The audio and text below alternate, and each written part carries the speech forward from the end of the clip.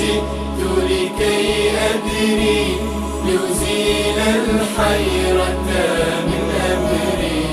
فهنا علم وهنا نور وهنا منبع كل الفكر. نهر من فقه يتجلى بعقيدة صدق في صدري. لبيك أتيتك في لهف لسؤالك يا أهل الذكر. لسؤالك يا أهل الذكر. لسؤالي جئت لكي أدري. بسم الله الرحمن الرحيم. الحمد لله رب العالمين والعاقبة للمتقين ولا عدوان إلا على الظالمين، والصلاة والسلام على أشرف الأنبياء والمرسلين سيدنا ونبينا ومولانا محمد وعلى آله وأصحابه أجمعین. با یاد و نام الله متعال پروردگار جهانیان و با سلام و درود بر یگانه منجی عالم بشریت حضرت محمد مصطفی صلی الله علیه و آله و سلم، برنامه امروز را آغاز می کنیم. عرض سلام و خسته نباشید داریم خدمت شما بینندگان عزیز و در خدمت شما عزیزان هستیم با یکی دیگر از قسمت‌های برنامه پرسش و پاسخ که در خدمت مولانا عبدالقدوس دهقان هستیم. خدمت ایشان نیز عرض سلام و خسته نباشید داریم. بنده متقابلا خدمت جناب عالی و همچنین تمامی بینندگان عزیز و ارجمندی که پای گیرنده نشستند و تماشاگر این برنامه هستند عرض ادب و سلام دارم و از ته دل به تمامی شما عزیزان عرض می کنم السلام علیکم و رحمت الله و برکاته و در خدمت جناب عالی و همچنین بینندگان عزیز انشاءالله خواهم بود. خواهش میکنم، تشکر میکنم از شما. در آستانه ماه مبارک رمضان هستیم. تقریبا اگر حیاتی باقی باشه 2 هفته دیگه بیشتر باقی نمونده و دعا کنیم که این ماه پربرکت، ماهی که ماه رحمت و ماهی است که انواع اقسام عبادت ها و مهمترین عبادت که روزه باشه که تشنگی و گرسنگی کشیدن از صبح تا دمدمای غروب به خاطر الله متعال انجام میدهیم و بقیه عبادت ها و نماز ها و طاعت هایی که انجام میدیم. بالاخره در آستانه این ماه هستیم که بسیار با ارزش است. اما جناب مولانا اولین سوالی که در این زمینه و شاید به این قضیه ربط داشته باشه در مورد خود رمضان نیست، بلکه در مورد شعبان است که آیا در مورد ماه شعبان بخصوص در مورد نیمه شعبان آیا عبادت خاصی وارد شده است یا نه، مثل روزه یا نماز؟ بفرمایید. الحمد لله رب العالمين والعاقبة للمتقين والصلاة والسلام على نبينا محمد وعلى آله وصحبه أجمعين. در مورد عبادات خاص در ماه شعبان، اهم از این که نماز باشد یا روزه باشد یا صدقه و عبادات دیگر باشد، روایات خاصی در این زمینه که صحت داشته باشند از رسول الله صلی الله علیه وسلم نقل نشده. خصوصا در مورد 15 شعبان یا نیمه شعبان روایاتی وجود دارد که تمامی این روایات از دیدگاه محدثین و نقادان حدیث و حدیث شناسان اهل سنت و الجماعت جای اشکال و ایراد دارد. تمام روایاتی که در مورد فضیلت عبادت صیام و قیام در روز 15 شعبان یا شب و نیمه شعبان وارد شده، تمامی این روایات یا موضوع و ساختگی و جعلی هستند یا اینکه اشکال سندی دارند و ضعیف هستند. و علمای اهل سنت و الجماعت خصوصا مفسرین و شارحین احادیث رسول الله صلی الله علیه وسلم بر ضعف و بر وضعی بودن و جعلی بودن این روایات در واقع صحه گذاشتند و تاکید کردند بر این مطلب. به طور مثال علامه ابن العربی رحمت الله علیه در کتاب عارضة الاحوذی ایشون یک جمله رو دارند و میگویند که در مورد نیمه شعبان هیچ حدیثی که ارزش شنیدن رو داشته باشد وجود ندارد. یعنی تعبیرشون این است که لیس فی لیلة النصف من شعبان حدیث یساوی سماعه، حدیثی که قابل شنیدن باشد یا ارزش شنیدن را داشته باشد در واقع در مورد نیمه شعبان یا شب نیمه شعبان چون این روایتی وجود ندارد و که ارزش شنیدن را داشته باشد. پس بنابراین تمام روایاتی که در مورد قیام لیل و شب نیمه شعبان آمده، در مورد صیام و روزه گرفتن 15 شعبان آمده، در مورد مغفرت گناهان در این روز آمده، در مورد نماز یا عبادت مخصوصی در این روز آمده، در مورد قبولیت دعا یا تقسیم رزق و روزی در این ماه آمده، تمام این روایات، هیچ روایتی از این روایات خالی از اشکال نیست. یا موضوع هستند، ساختگی هستند، یا حداقلش این است که ضعف دارند و قابل استدلال در این مورد نیستند. منتها در مورد کل ماه شعبان روایاتی وجود دارد و صحیح است از رسول الله صلی الله علیه و سلم نقل شده. به طور مثال از عمل رسول الله صلی الله علیه و سلم که حضرت عایشه رضی الله تعالی عنها در روایتی که در صحیحین هست، صحیح بخاری و مسلم نقل کرده، ایشون میگوید که ما رأیت رسول الله صلی الله علیه و سلم استکمل صیام شهر الا رمضان. من سراغ ندارم، به خاطر ندارم که رسول الله صلی الله علیه وسلم هیچ ماهی رو به صورت کامل و 100% روزه گرفته باشند مگر ماه مبارک رمضان را. و ما رأیته فی شهر اکثر صیاما منه فی شعبان. من ندیدم رسول الله صلی الله علیه وسلم رو که در هیچ ماهی به اندازه ماه شعبان روزه بگیرند. یعنی ماهی رو که به صورت کامل روزه می گرفتن ماه رمضان بوده و بعد از آن در ماه مبارک شعبان ایشون بیشترین روزه رو داشتن. حتی تا جایی که در برخی از روایات هم وارد شده که رسول الله صلی الله علیه وسلم کل این ماه رو روزه می گرفتن، یعنی ماه مبارک شعبان رو، کل این ماه رو. یا مثلا در روایت صحیح مسلم آمده کان یصوم شعبان الا قلیلا، و این روایت هم از روایت ام سلمه و حضرت عایشه رضی الله تعالی عنها که برخی و گوشای از این روایت رو عرض کردم و همچنین در سنن ترمذی این روایت وجود داره که ایشون میفرماند کان رسول الله صلی الله علیه و سلم یصوم شعبان الا قلیلا بل کان یصومه کله. ایشون تمام شعبان را روزه می گرفتن مگر اندکی، بلکه تمام ماه را روزه می گرفتند. یعنی تا این اندازه در این زمینه در واقع از جانب رسول الله صلی الله علیه وسلم تأکید شده. پس بنابراین اگر کسی به خاطر این که این ماه از سنت رسول الله صلی الله علیه وسلم ثابت است روزهای بیشتری رو روزه بگیرد، این سنت هست، مطابق با سنت رسول الله صلی الله علیه وسلم عمل کرده و قطعا ثوابش رو اگر اخلاص داشته باشد الله متعال عاید و نصیبش خواهد کرد. اگر کسی در نیمه شعبان همیشه عادتش بوده که نیمه هر ماه رو روزه میگرفته، به طور مثال ایام بیز را یعنی 13 و 14 و 15 هر ماه رو روزه میگرفته که این سنت هست، اشکال ندارد در این ماه هم 13 و 14 و 15 را روزه بگیرد. اما روزه گرفتن نیمه شعبان یعنی 15 شعبان به این نیت که 15 شعبان از روزهای قبل و بعدش خصوصیت دیگری رو دارد، ارزش بیشتری رو دارد، ثواب بیشتری رو دارد، چون این چیزی ثابت نیست و روزه گرفتن تنها روز 15 شعبان با این نیت جزء بدعت ها هست و در واقع هیچ اثری رو در شریعت اسلامی ندارد. اما اگر کسی قبلا روزه میگرفته الانم روزه بگیرد با همون نیت قبلی که هر روز در هر ماه 3 روز رو روزه میگرفته، اشکال نداره که در این ماه هم این 3 روز رو 12 و 13 و 13 و 14 و 15 این ایام بیز باشن. اگر نیمه شعبان روز دوشنبه یا پنجشنبه باشد به نیت دوشنبه پنجشنبه روزه گرفتن هیچ گونه اشکالی ندارد. اگر کسی میخواد که تمام روزهای ماه شعبان رو روزه بگیرد باز هم هیچ گونه اشکالی در واقع ندارد. اما این که اختصاص بدهد فقط روز 15 شعبان را به خاطر این که ثواب بیشتری داشته باشد، چون این چیزی از عمل رسول الله صلی الله علیه وسلم ثابت نیست. پس بنابراین در شب نیمه شعبان هیچ گونه عبادت مخصوصی ما نداریم، نماز مخصوصی ما نداریم، تعداد رکعات نمازی که خونده بشه ما نداریم.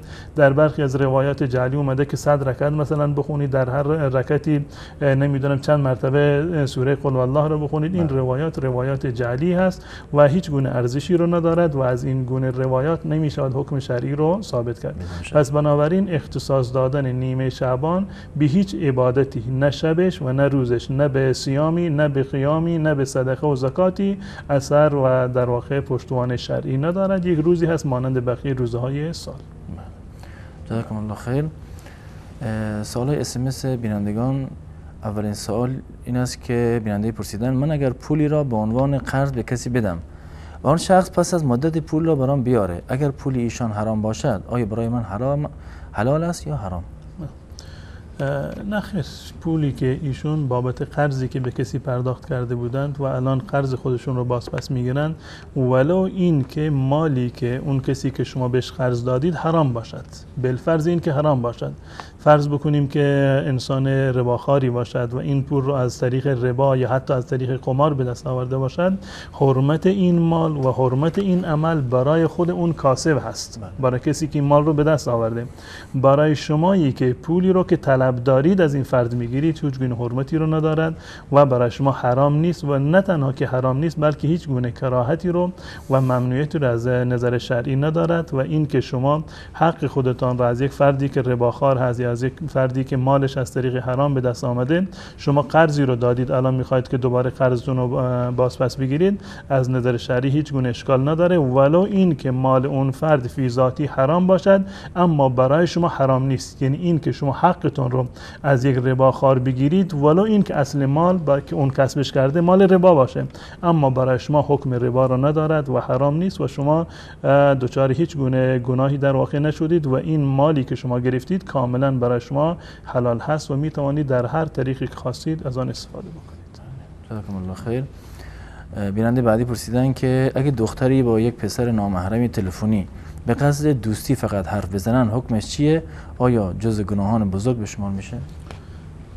دوست بودن و ارتباطاتی که در میان دختر و پسر نامحرم در واقع صورت میگیرد، اینها تمام ناجایز هست و اگر کسی هم قصد ازدواج دارد باید از طریق خانواده ها در واقع اقدام بکنند و ارتباط خودسرانه و ارتباطی که تداوم داشته باشه و به صورت تلفن باشد یا صورت‌های دیگر، اینا از نظر شرعی در واقع زمینه سازی برای فساد هستند، زمینه سازی برای بیابرویی خانواده ها هستند و از نظر شرعی هم کاملا و 100% حرام هستند و جایز نیست. جزاکم الله خیر. آقا رسول از پیرانشهر پرسیدن که آیا خواندن فاتحه برای مرده درست است یا نه؟ و بیننده دیگر نیز در همین زمینه پرسیدن که آیا ثواب فاتحه به مرده میرسد یا نه؟ در مورد ثواب رسیدن اعمال برای مرده ما دو نوع اعمال داریم. برخی از اعمال هستند که مورد اتفاق تمام ائمه مسلمین هستند.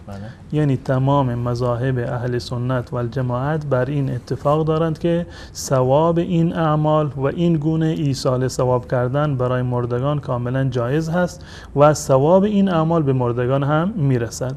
من جمله دعا کردن برای مرده هیچ گونه اشکال ندارد. به اتفاق تمام علما و تمام مذاهب اهل سنت و الجماعت ثواب دعایی که برای مغفرت و برای رحمت و بخشش گناهان یک مرده شما میکنید، این در نامه اعمال و جز نیکی های اون مرده شمرده می شود. این یک مطلب. مطلب دیگر صدقات مالی که انجام میگیرد. صدقات مالی یعنی این که شما به جای یک مرده صدقه میدهید، به اتفاق تمام علما ثوابش میرسد. و عبادت هایی که مانند حج و عمره باشند، عبادت های جانی و مالی مانند حج و عمره، به اتفاق تمام علما ثوابش به مردگان میرسد. دعا کردن به اتفاق علما ثوابش میرسد و صدقه جاریه رو دادن، یک علمی رو پخش کردن، قرآنی رو خریدن و وقف کردن برای مرده و یک کتاب دینی رو، یک نواری رو، یک در واقع هر موردی که باشه، حتی جزوه هایی رو که به عنوان جزوه های دعوی هستند اینها رو منتشر کردن به این نیت که ثوابش به مرده برسد، به اتفاق تمام علما و تمام مذاهب اهل سنت و جماعت ثوابش به مردگان میرسد. پس بنابراین انسانی که حداقل به عمل خودش اهمیت قائل هست، حداقل میخواد کاری رو انجام بدهد که یک نتیجه داشته باشد، باید از این قبیل اعمال یکی رو انتخاب بکند برای ایصال ثواب برای مردگان خودش که هیچ گونه شک و شبهه‌ای نیست که ثواب این گونه اعمال به مردگان میرسه. اما در مورد رسیدن و ثواب قرآن، ثواب قرآن، خواندن قرآن برای مردگان. این مورد اختلاف است. بسیاری از علما معتقد هستند که ثواب قرآن نمیرسد و ثابت نیست از رسول الله صلی الله علیه وسلم که برای مردگان قرآن خونده باشند، یا از صحابه رسول الله صلی الله علیه وسلم یا از ائمه بزرگوار ما کسی این در واقع عمل رو انجام داده باشه. چون این چیزی ثابت نیست. برخی از علما معتقد هستند چون که خواندن قرآن جزو اعمال خیر هست، در این مجموعه اعمال خیر هست، پس بنابراین می شود که برای مرده قرآن خوند. در صورتی که ما اعمال خیری داریم که برای مرده انجام دادنش بالاتفاق جایز نیست. به طور مثال نماز خوندن برای مرده جایز نیست. تمام مذاهب اهل سنت و الجماعت در این زمین اتفاق نظر دارند، ولو این که نماز یک عبادت شرعی هست و یک عبادتی هست که در قرآن و حدیث بیان شده و یک کار خیر هست، اما نماز خواندن برای مردگان جایز نیست، چه در مقابل پول باشد چه این که در واقع به صورت خودجوش باشد. در این زمینه روایاتی ما نداریم که برای مردگان نماز بخونیم. پس بنابراین نمی شود که قرائت قرآن را بر عموم اعمال خیر چیکار کرد؟ قیاس کرد. عرض کردم که برخی از علما این نظرشون هست و معتقد هستند که چون که جزو مجموعه اعمال خیر هست پس بنابراین اشکالی هم ندارد.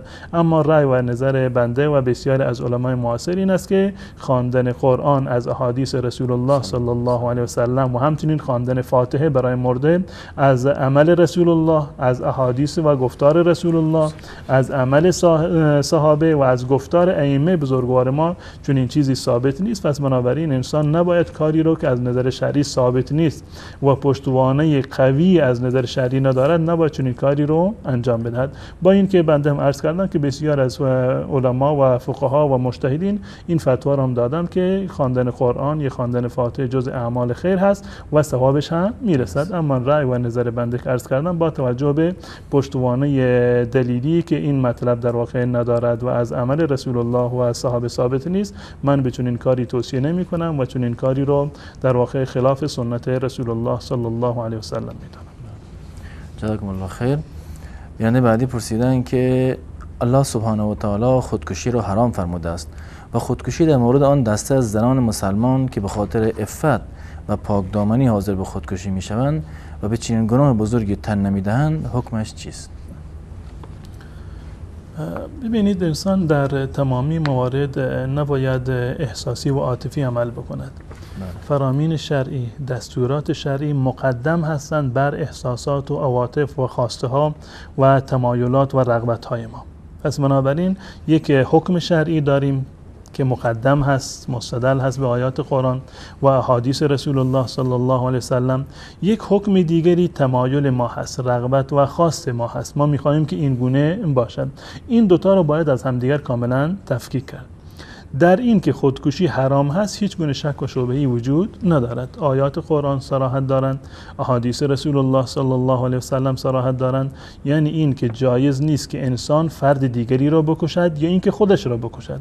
خودکشی و دیگرکشی هر دوتاشون از نظر شرعی کاملا حرام هستند و الله متعال در این زمینه میفرماید ولا تقتلوا انفسکم ان الله کان بكم رحیما در سوره نساء که خود را نکشید، الله متعال نسبت به شما مهربان هست. الله متعال.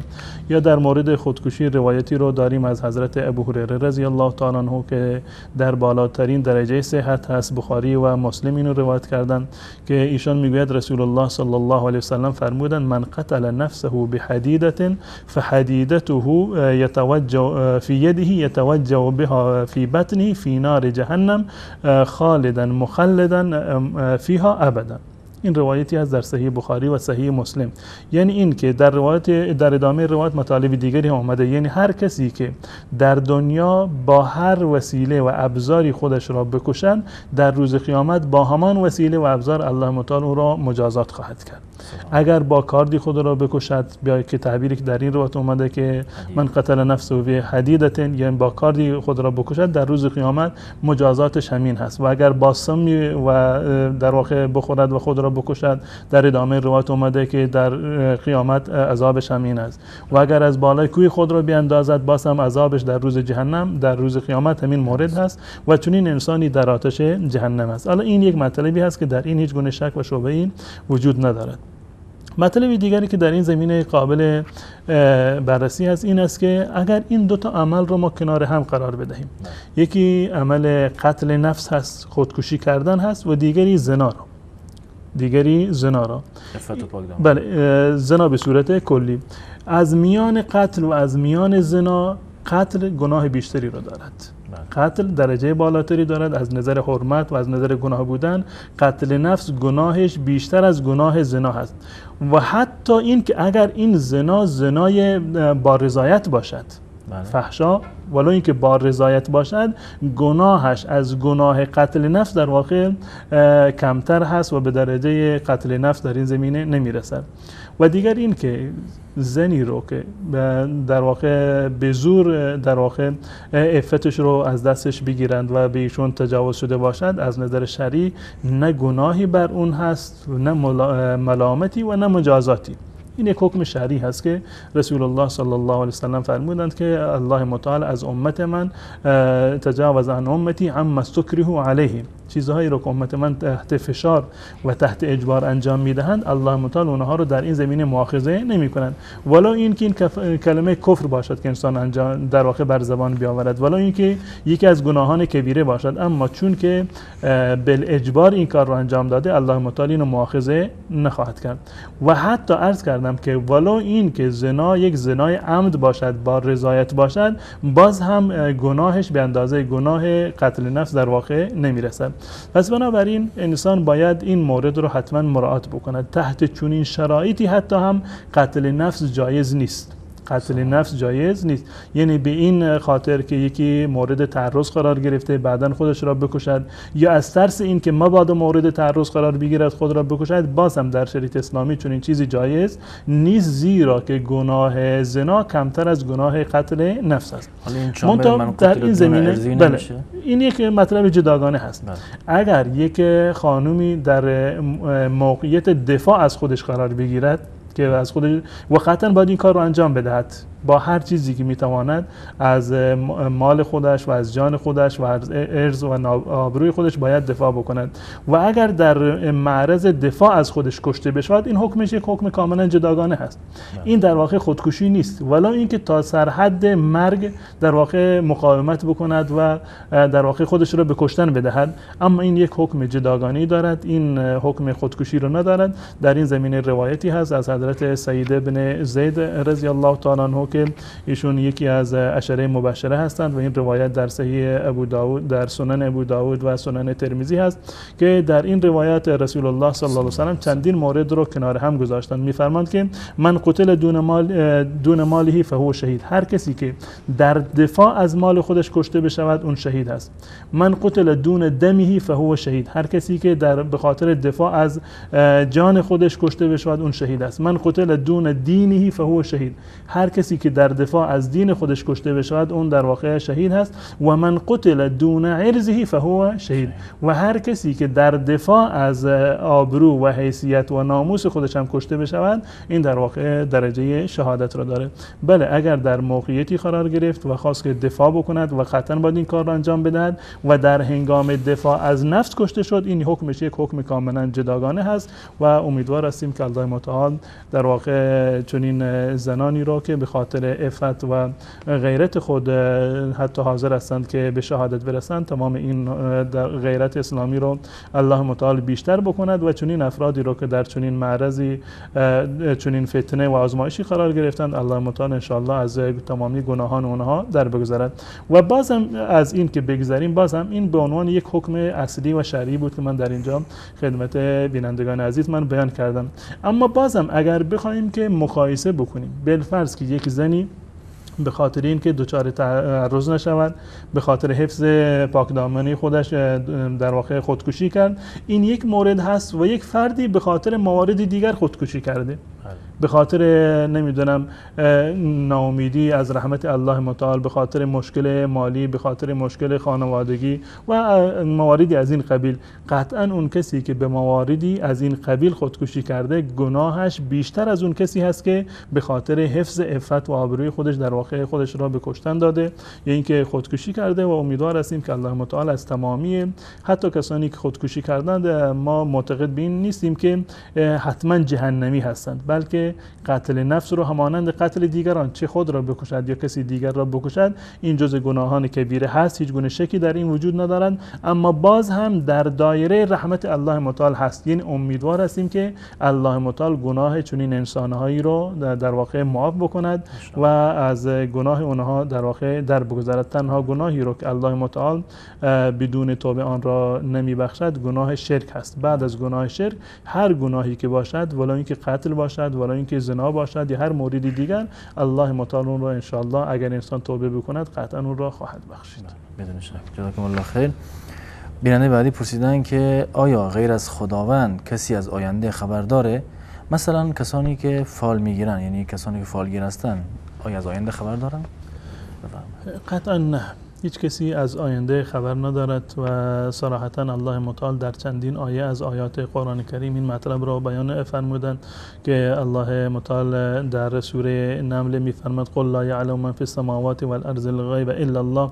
اون کسانی که در آسمان ها هستند یعنی فرشتگان و اون کسانی که در زمین هستند یعنی تمام مخلوقات و آفریدگان الله متعال، هیچ کسی غیب را نمیداند به جز الله. حتی شخص رسول الله صلی الله علیه وسلم را الله متعال بهش خطاب میفرماید که به مردم اعلام بکن که من علم غیب را در واقع ندارم. پس بنابراین بنابر آیات قرآن کریم و احادیث رسول الله صلی الله علیه وسلم هیچ کسی علم غیب را ندارد. و این کسانی که ادعا میکنند که فال میگیرند یا در واقع فال بینی میکنند یا غیب گویی میکنند و یا کهانت میکنند، اینها تمام شیادانی هستند که چشم به مال مردم دوختند، چشم به ایمان مردم دوختند، هم ایمان انسان را از بین میبرند و هم در واقع مال انسان را در واقع به تاراج میبرند. در این زمینه روایتی هست از حضرت رسول الله صلی الله علیه وسلم نقل شده که ابو هریره رو نقل میکند که رسول الله صلی الله علیه وسلم فرمودند من اتی عرافا او کاهنا فصدقه فيما یقول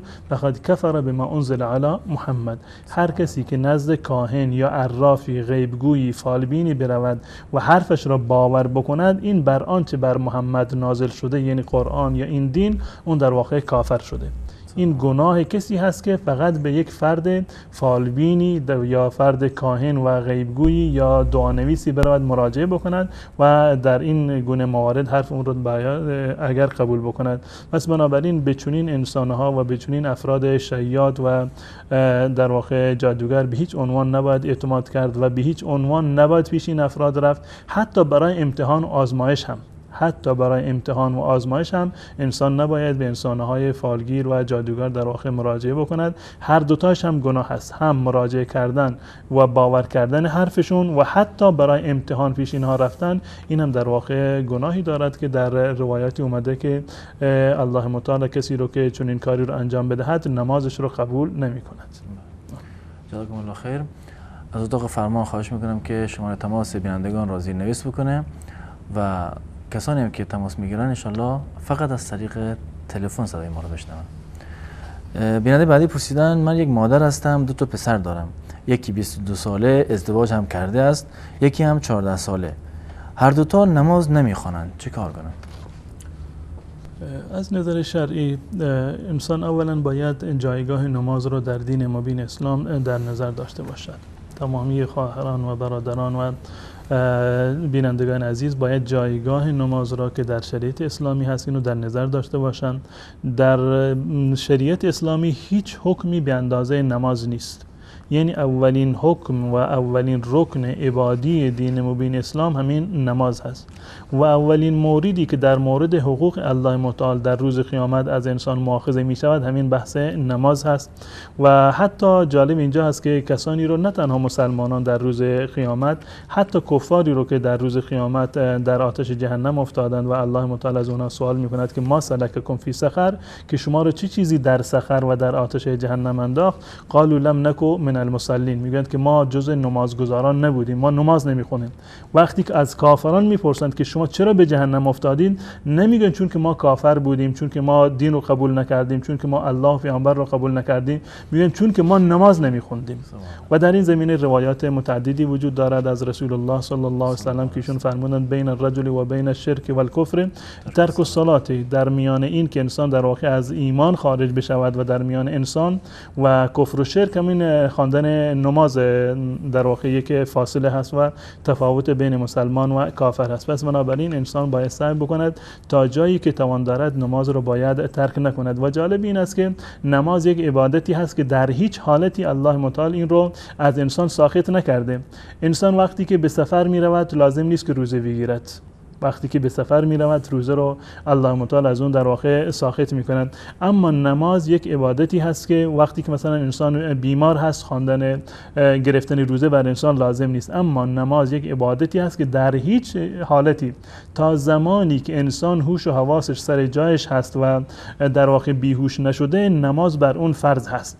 اگر ایستاده میتواند باید ایستاده بخواند، اگر ایستاده نمیتواند نشسته بخواند، اگر نشسته نمیتواند به صورت دراز کشیده بخواند یا به صورت اشاره بخواند. این تمام مراحلی هست و این نشانگر اهمیت این در واقع نماز هست در دین مبین اسلام. من توصیه میکنم به این خواهر و بیننده عزیز و ارجمندمون که اولا وظیفه ایشون همون نصیحت هست، نصیحت خودشون رو ادامه بدهند تا جایی که میتوانند در واقع با روش‌های متعدد سعی بکنند که نصیحت بکنند فرزندان خودشون رو. این وظیفه‌ای هست که یک پدر و مادر در واقع در مقابل فرزندان خودشون دارند. این مرحله اول هست و در مرحله بعدی سعی بکنید که فرزندانتون را با دوستانی که واقعا اهل صلاح هستند، اهل عبادت هستند، اهل نماز هستند و انسان‌های نیکوکاری هستند، با چنین افراد اینها رو در واقع رفت بدهید و سعی بکنید چنین دوستانی رو برای فرزندان خودتون انتخاب بکنید و از این افرادی که صالح و نیکوکار هستند یا از علمایی که در منطقه هستند اینها رو دعوت بکنید به خونه‌تون، حداقل با فرزندان شما نشست و برخاستی رو داشته باشند و اونها رو تشویق بکنند از این زمینه در واقع متاثر بشوند.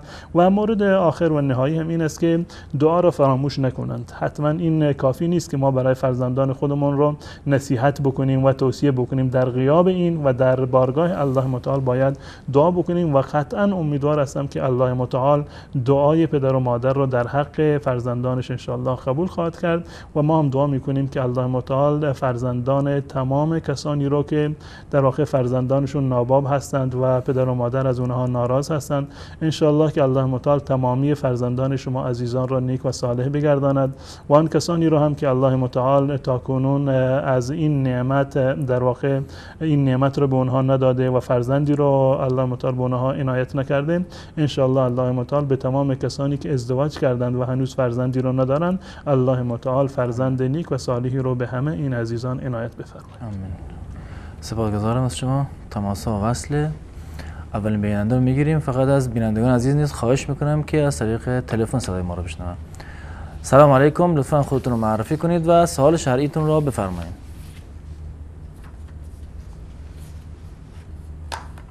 الو. سلام علیکم، بفرمایید. سلام علیکم، خسته نباشید. خدمت و علیکم السلام، سلامت باشید. مجری گرامی و همینطور سلامت باشید. استاد مولانا عبدالقدوس دفاع خانی هستم از ایران.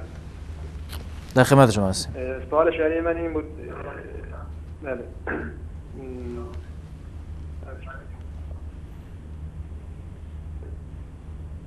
بفرمایید بیننده گرامی. الو.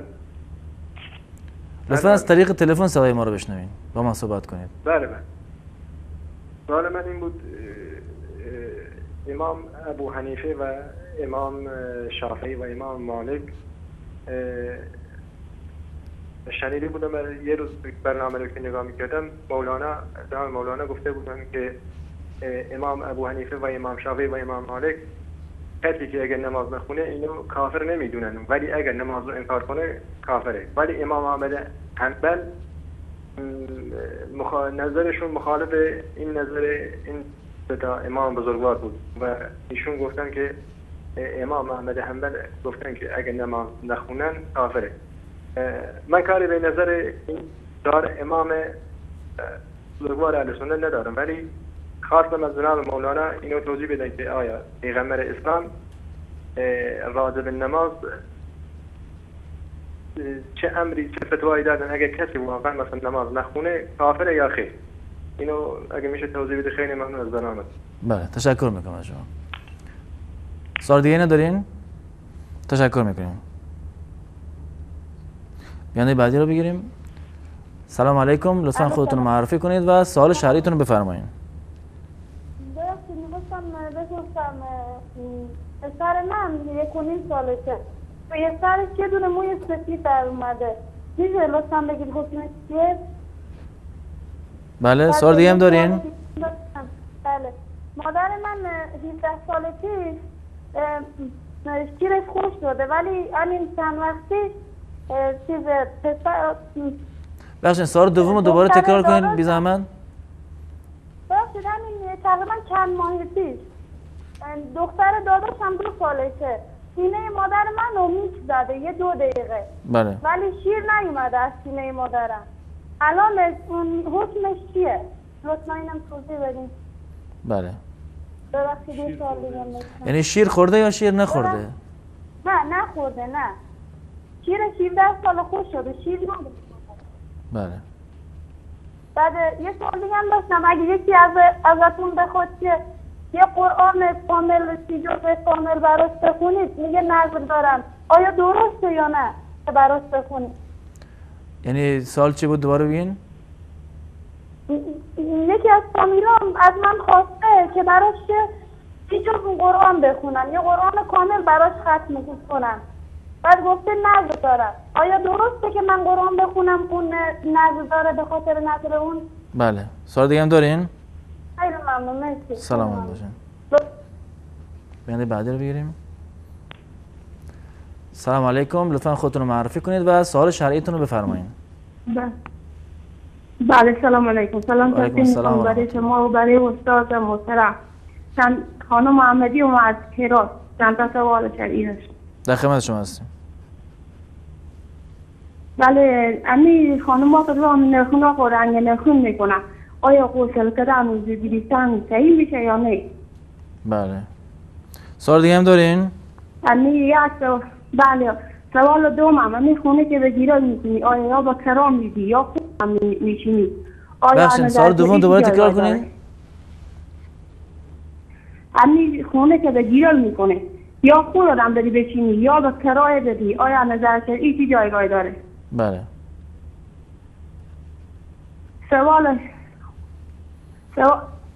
بله بله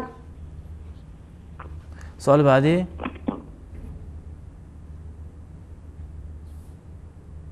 زارن خواست شد.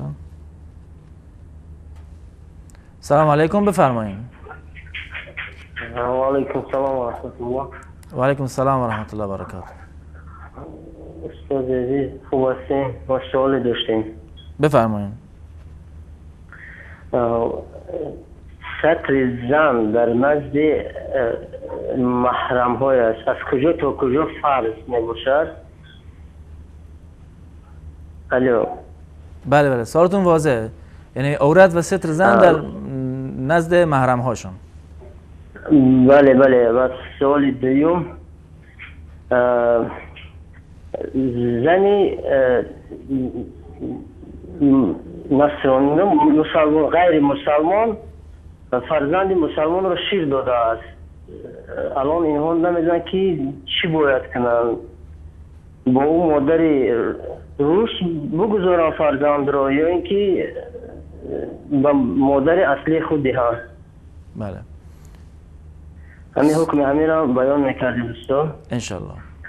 بعد در مذهب امام شافعی یعنی که دست مرد به دست زن رسیدن یکی از شکننده های طهارت است و این را معین میکنه که از زن از چند ساله باشد که طهارت میشکنه. بله سوال دیگه هم دارین؟ نه استاد در حق ما با دعا باشید. سلامت باشین. تشکر میکنم از شما. بیانده بعدی رو بگیریم.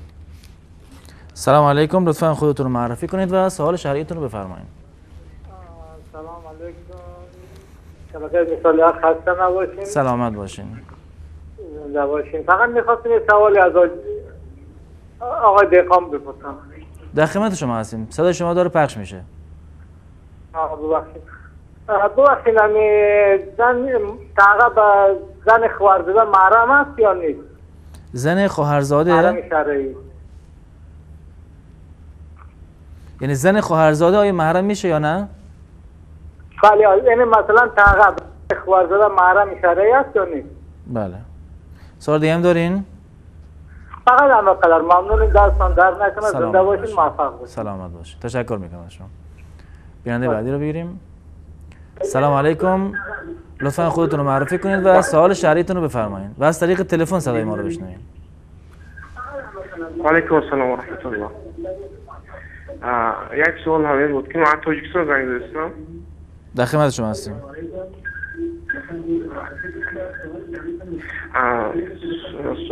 سوال همین است که کودک شیرخوار کودک شیرخوار بابلی وای بیننده عزیز لطفا صدای تلویزیون رو کاملا ببند و فقط از تلفن صدای ما رو بشنوید. آیا بابلی کودک شیرخوار نجس است؟ آیا؟ همین سوال داشتم. دوباره تکرار کنید. بابلی کودک شیرخوار نجس است یا نه؟ یعنی دختر باشه یا پسر فرق هم نمیکنه؟ فرق نداره. بله. بله. تشکر میکنم از شما. بیننده بعدی رو بگیریم. سلام علیکم، بفرمایید. سلام علیکم، خسته نباشید. سلامت باشید. خدمت آقای دهقان سلامت. سلامت باشید. رسول آقا رسول در خدمت شما هستیم. خدمتتون عرض کنم که من یه سوال داشتم خیلی هم مهمه برام. انشالله سوال شرعی که هست تا بتونیم در خدمتتون باشیم. بله شرعی. بله. من حد دیدم و شنیدم از نبی مکرم صلی الله علیه و سلم ایشون فرمودن که اگر قانون نه حقتون رو بگیره خودتون اقدام کنید. یعنی رسول الله فرمودن؟ و اینجوری شنیدم، نمیاد دیدم. اینو خواستم عنایت کنم آقای خودت جواب منو بدن. اگر قانون نتوانست حقتون رو بگیره خودتون اقدام کنید. یعنی آیه چنین چیزی از رسول الله صلی الله علیه و سلم. ممنونم، متشکرم. بله. سلامت باشید. خسته.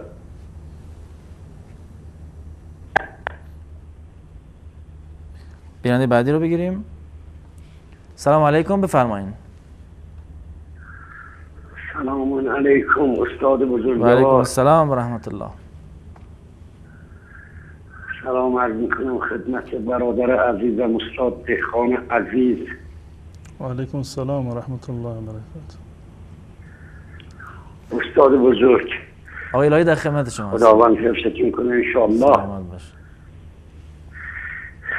استاد قربون همتون برم، من یک دو بومم. خداوند در قرآن فرمود هر کسی برخلاف آن که من فرستادم حکم کنه کافره. خب حالا بپز مثلا اینایی که مثلا وضو رو برخلاف قرآن میگیرن، اینا که مثلا به جز الله کسی دیگر صدا میکنن، خدا که به حضرت رسول میفرماید تو که پیامبر مطلق منی صدا کن نمیتونه به مرده بشنوانی، اینا میگن صدای مرده میشنوه و اینا دارن برخلاف قوانین الله حکم میکنن. خداوند چنین میکنه، اینا میگن نه میشنوه.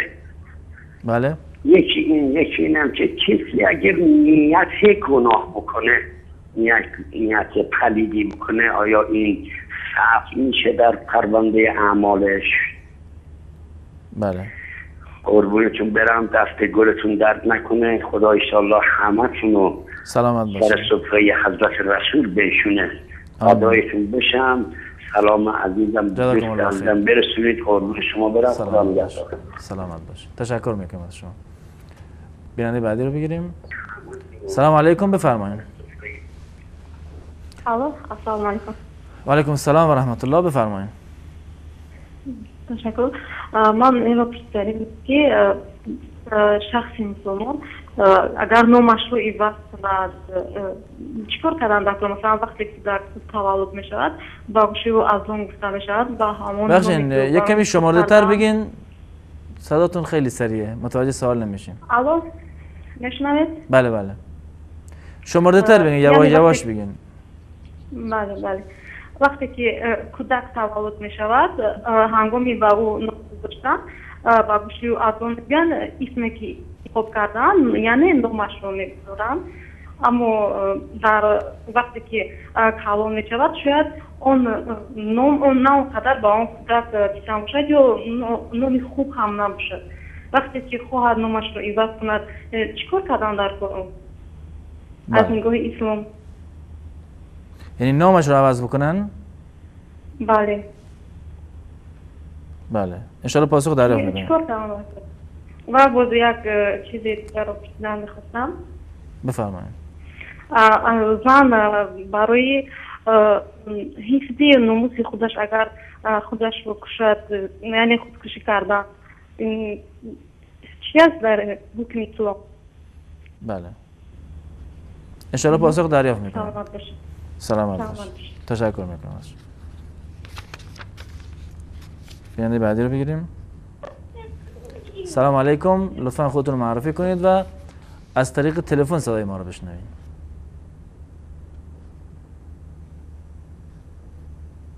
سلام علیکم، بفرمایید. زارن قطع شد. بیننده بعدی رو بگیریم. سلام علیکم، بفرمایید. علیکم سلام. سلام، خسته نباشید. مریم از ایران. مریم از ایران. دو تا سوال از خدمت. بفرمایید. سوال اول اینه که بخوایم تو نماز آیت الکرسی بخونیم اشکالی نداره؟ مثلا آیت الکرسی هم بخونیم تو نماز. آیه آیت الکرسی. بله. سوال بعدی.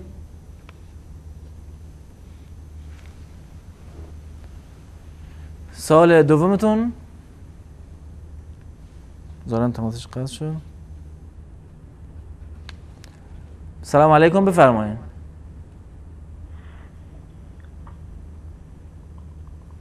سلام علیکم، بفرمایید. از طریق تلفن صدای ما رو بشنوین.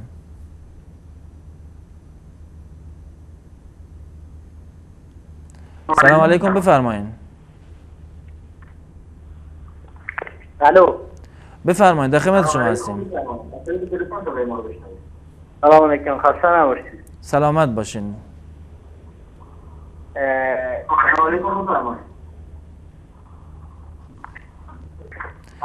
بیننده گرامی از طریق تلفن صدای ما رو بشنوین برای چندمین بار. این درباره این تو ما از بچه‌ها افغانستان ما داخل اتاق بحث کردیم بخاطر این همین فوتبال گفتیم. شما لطف کنید دوباره تماس بگیرید وقتی که متوجه شدین چطوری تماس بگیرید، چون که الان خیلی وقت بیننده هم گرفته میشه. تشکر میکنم از شما. سلام علیکم، بفرمایید. الو، بفرمایید، در خدمت شما هستیم. خسته نباشید. وقتی مریم تماس هم قطع شد دوباره تماس گرفتم. بله بفرمایید. سوال بعدی من این بود که میگه که تو سبحان ربی العظیم وقتی میگه سبحان ربی الاعلی که میگیم حتما باید بسی فرض باشه. اگه 3 تا هم میگیم یا 7 بارم که میگیم باید فرض باشه. اصلا میدونم واقعا اینجوریه. بله سوال دیگه هم دارین؟ آره یه دونه دیگه اصلا ببخشید. اون سوال بعدی اینه که چیزه یادم باید تو مذهب حنفی زن باید مثلا نماز که میکنه رو پای چپش بشینه یا رو پای راستش؟ در نماز دیگه نه؟ این در حالت تو نماز رو پای چپش بشینه راست. بله سوال دیگه دارین یا؟ دستتون درد نکنه. تشکر میکنم. جزای خیرتون بده. ممنون. سلامت باشین. سلامت باشین. سلام علیکم، بفرمایید. علیکم السلام. چطوری؟ خوشم خوبه. سوال هست؟ به سوال حق و لطفا شمارده صحبت بکنین تا صداتون متوجه بشیم. یعنی ولی سوال شرعی دادم. در خدمت شما هستیم. سلام عرض می‌کنم خدمت مجری محترم و استاد. علیکم السلام. من از ایران زنگ می‌زنم، استاد هرمزگان. در خدمت شما هستیم. یک سوالی داشتم که بنده در منطقه خودمون و کسی که در روستای ما خود میکنه از بلنگوی مسجد استفاده میکنم و اعلام میکنم که برای کفن دفن میت از نظر شرعی ثواب داره یا گناه چجوریه؟ بله. سوال دیگه هم دارین؟ قربان سلامت باشید. خدا سلامت باشین. تشکر میکنم از شما. بیننده بعدی رو بگیریم. سلام علیکم، بفرمایید. بله سلام علیکم. و علیکم السلام و رحمت الله، بفرمایید. یک سوال داشتم. در خدمت شما این و صداتون پخش میشه. سوال شرعیتون بفرمایید. یک سوال داشتم محترم که ما خرسته هستم. بخشین صداتون واضح نیست، یکم بلندتر صحبت کنید. میگم ما اگر خرسته هستم مبلغ 4 لک افغانی. حالا شما متوجه میشین؟ فهمیدین؟ نه متوجه نمیشیم متاسفانه. مبلغ 4 لک افغانی دارم. فهمیدین؟ مبلغ 4000 پول دارین. 400,000 پول دارین. این زکات دادن در آن هواه؟ بله. یعنی 400,000 تومان دیگه نه؟ نه پول افغانی هست. بله. این 4 لک افغانی برای ساختن خونه آیا زکات در آن هواه؟ بله. سوال دیگه هم دارین؟ نه زنده باشین. خدا سلامت باشین. تشکر میکنم از شما. بیننده بعدی رو بگیریم. سلام علیکم، بفرمایید. الو سلام علیکم. و علیکم السلام و رحمت الله، بفرمایید. حال شما خوبه؟ سلامت باشین. عبیدالله هستم از جده زنگ زدم. یه سوال داشتم. آقا عبیدالله در خدمت شما. یه درباره 3 رکعت صلات ودراجی خفتن عیشا، بعضی 3 رکعتی میخوانن و بعضی یک رکعت میخوانی. چه رقم است؟ یعنی فقط 1 رکعت یا 2 رکعت بعد 1 رکعت؟ یعنی 2 رکعت جدا میخوانه، 1 رکعت یک. بعد مولوی صاحب عبدالقدس دهقان گفت که از پیامبر ثابت نشده 3 رکعتی، ولی مثلا بیشتر علمای پاکستان و علمای افغانستان کلش 3 رکعتی میخوانن. کدام مشکلی هست ما؟ بالاخره اگر برنامه قبلی رو دنبال کرده بودین کلا مولوی توضیح کامل داده بودن در این زمینه. ان شاء الله دوباره هم توضیح خواهند داد. تشکر میکنم از شما. متشکرم. سلامت باشین. سلام علیکم، بفرمایید. سلام علیکم، خسته نباشید. سلامت باشین، در خدمت شما هستیم. سوال شرعی داشتم. ما هم منتظر سوال شرعیتون هستیم. بنده از پاکستان خدمتتون عرض دارم به حضورتون که حدود 50 سال قبل پدر ما رحمت الله رفته، موقعی که رحمت الله رفته 2 تا دختر ازدواجی داشته که اونا را وکیل ارثیه‌اش رو بهش داده. 2 دختر داشته که ارثیه رو به آنها داده؟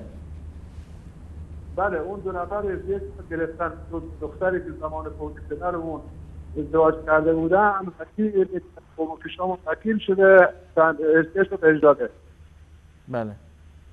بعد ما 3 تا دختر با 2 تا دختر دیگه بودیم، اون وقت وکیل بودیم. الان هم که بزرگ شدیم زیاد تو فکر نبودیم، اونا صحنه ارثیه تقسیم نکردیم. الان تصمیم گرفتیم ارثیه پدرمون رو تقسیم.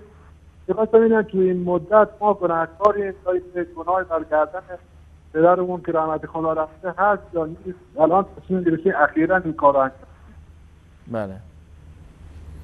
سوال دیگه هم دارین؟ خیلی ممنون و متشکرم. شیخ سوال واضح داره؟ میراثشون رو قبلا تقسیم نکردن، تازه میخوان تقسیم بکنن. متشکرم، موفق باشید. سلامت باشین. تشکر میکنم از شما. بیننده بعدی رو بگیریم. سلام. و علیکم السلام و رحمت الله. بفرمایید. یه سوال شرعی داشتم. در خدمت شما هستیم. آیا برای پدر مادر که فوت کرده میگن 2 رکعت نماز نفل بخونید؟ آیا نماز نفل میشه خوند؟ نماز دیگه نه؟ بله بله، این اگه جوابشو بدی ممنون میشم. بله.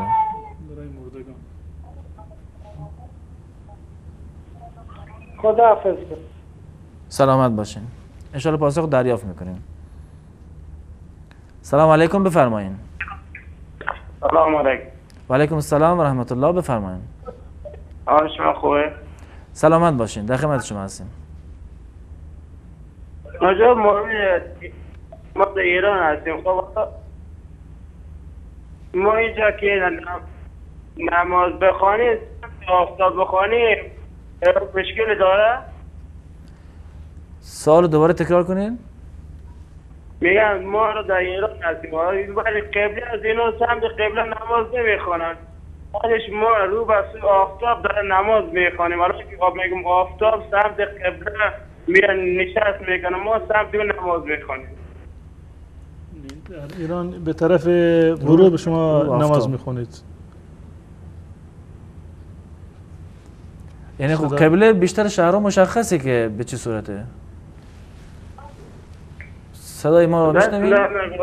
اینجا انشاءالله پاسخ دریافت میکنید چون صدا دیر میاد.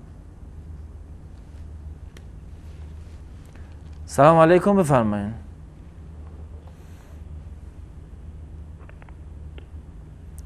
الو.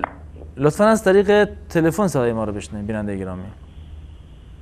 الو، سلام علیکم. و علیکم السلام و رحمت الله. بفرمایید. من از دانمارک تماس میگیرم. در خدمت شما هستیم.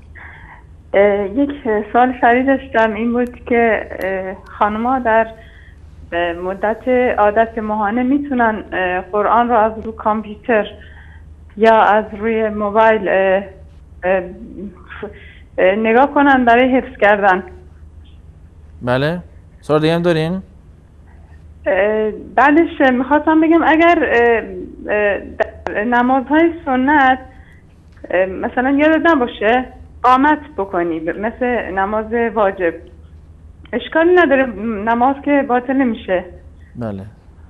خیلی ممنون. خدا حافظ. سلامت باشین. بیننده بعدی رو بگیریم. سلام علیکم، بفرمایید. السلام علیکم و رحمت الله و برکاته. و علیکم السلام و رحمت الله و برکاته. بفرمایید. سوال شرعی داشتیم. در خدمت شما هستیم. برادر عزیز در همین تاجیکستان عادت است که در ماه شریف رمضان افطار کنانان میکنند. بعد از افطار کنانان ملا یک بار قرآن میخواند. بعد از قرآن خواندن این قرآن را میبخشند و همون صاحبی خانه و ملا پول میدهد، مبلغ میدهد. آیا همین مبلغ گرفتنش درست است، حلال است یا حرام است؟ یعنی سوال دوباره بفرمایید.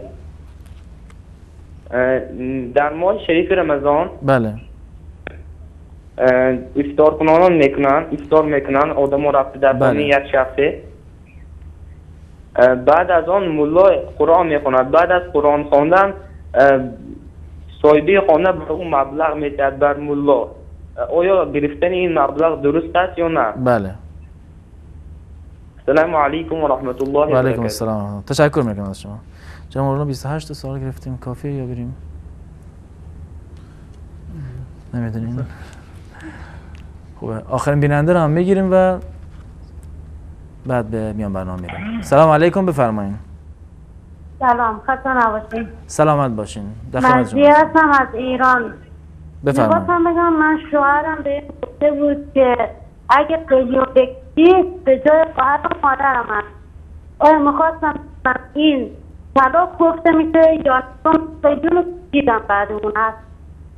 بله. ممنون، مرسی، خدا بید. سلامت باشین. تشکر میکنم از شما. در اینجا با هم یک میان برنامه میبینیم و دوباره باز خواهیم گشت. در خدمت شما عزیزان خواهیم بود.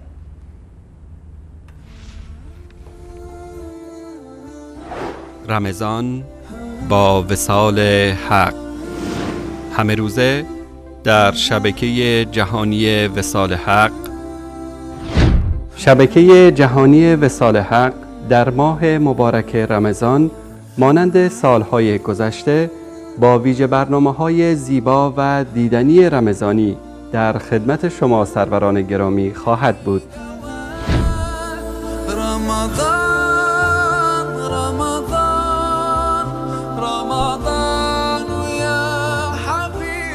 تج برگشت کلن تغییر کرده بود. الله انگلیسی معمولی بودم، مثل همه مردم با دوستان میرفتم مشروب خونه و شراب میخوردم. من قبل از اسلام واقعا هیچی نبودم، ولی الان خیلی خوشحالم. پدرم گفت نمیتونی فقط 6 هفته دیگه ادامه بدی؟ گفتم نمیتونم حتی 1 دقیقه دیگه هم ادامه بدم، دیگه کافیه. بابام گفت برو بیرون. باعث بیداری من میشد روزه گرفتن در ماه رمضان بود. برنامه هدایت یافتگان با قرآن. تاکتیک خندق یک ضربه کاری بسیار شدیدی بود و نوجوانی که در خانه رسول الله صلی الله علیه و سلم خدمتکار بود اولین کسی که از اون پرسیده میشه. رنجها بردن، سختی‌ها چشیدن. همگام با نبی رحمت. الحمدلله رب العالمین والصلاة والسلام علی برنامه مدارج السالکین با مولانا عبدالقدوس دهقان. یا ایها الذین آمنوا کتب علیکم الصیام کما کتب علی الذین من قبل. برنامه ندای ایمان با مولانا مجیب الرحمن انصاری. یا رسول الله انه حر لوجه الله ادفع بالتي هي احسن. برنامه سلام وصال. ما در مورد اهمیت عقیده اسلامی صحبت کردیم. باور راستین با استاد عامر عالی. رهنمود سنت با استاد عبدالرحمن فاتح. هیچ بانویی در طول تاریخ به مانند ایشون نبود و نخواهد بود. فاطمه زهرا. برنامه بانوان خانه نبوت با استاد فضل الحق سلیمانی. ترنم نور، گلچینی از زیباترین تلاوت‌های قرآنی. ریاض الصالحین، گزیده ای از احادیث ارزشمند رسول الله صلی الله علیه و آله و سلم. اربعین نووی. برنامه آموزش روحانی قرآن کریم با استاد فضل الحق سلیمانی. و من یتق الله یجعل له مخرجا و یرزقه من حیث لا یحتسب. همه روزه به صورت زنده برنامه پرسش و پاسخ.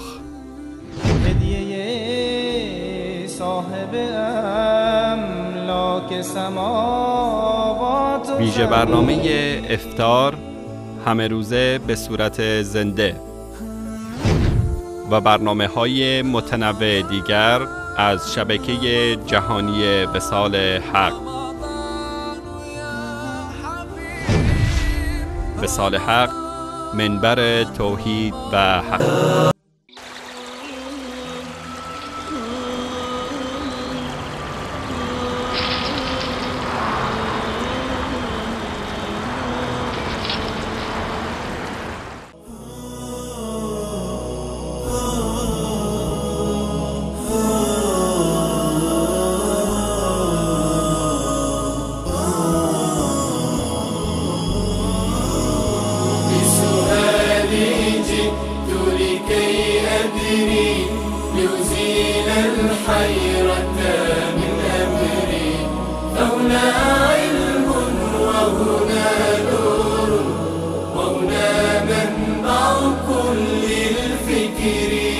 نهر من فقه يتجلى بعقيدة صدق في صدري.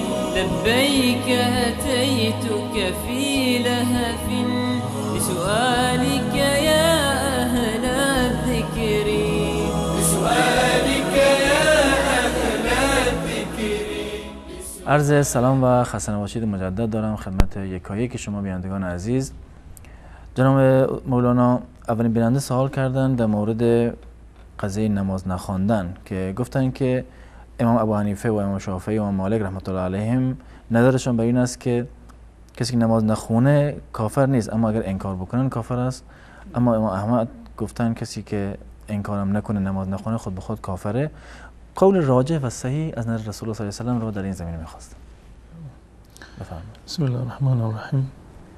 در این مطلب هیچ گونه شکی نیست که مستند تمام ائمه مذاهب اهل سنت و الجماعت و دیدگاه‌هایی رو که اتخاذ می‌کنند بر مبنای قرآن و سنت است. یعنی منبع اولی در واقع استنباط احکام اول قرآن هست و بعد از آن احادیث رسول الله صلی الله علیه و سلم هست. و تفاوتی که در دیدگاه برخی از مجتهدین دیده می شود این به خاطر استنباط و استدلال و فهمی هست که از روایات دارند. و در این مورد من اقوال ائمه مذاهب را قبلا خدمت شما عرض کردم که برخی از ائمه و اکثریت ائمه معتقد بر این هستند که تارک صلات، یعنی کسی که نماز نمیخواند، اگر نخواندن نماز به خاطر سستی و تنبلی باشد اینو کافر نمیدونند و اکثر ائمه هم نظرشون این هست. و برخی از ائمه مانند امام احمد رحمت الله علیه و بسیاری دیگر از علمای در واقع حنبلی نظرشون بر این است که حتی ولو این که یک فردی تارک نماز باشد به خاطر سستی و تنبلی همین فرد را تارک میدونند. شما در مورد احادیث سوال کردید، اون روایاتی که از رسول الله صلی الله علیه و سلم برداشت شده و نقل شده برای ما، مانند روایتی که من در ابتدای برنامه هم عرض کردم که در سنن ترمذی هست و روایت صحیح است که رسول الله صلی الله علیه و سلم فرمودند العهد الذی بیننا و بینهم الصلاة فمن ترکها فقد کفر. این روایت در واقع صراحت داره، یا بین الرجل و الشرک و الکفر ترک الصلاة. این روایت در واقع صحیح است و دلالتشون هم یک دلالت صریح است که رسول الله صلی الله علیه و سلم می‌فرمایند که پیمانی که در میان ما و آنها هست فقط همین نماز هست، هر کسی نماز رو ترک بکنه در واقع کافر هست.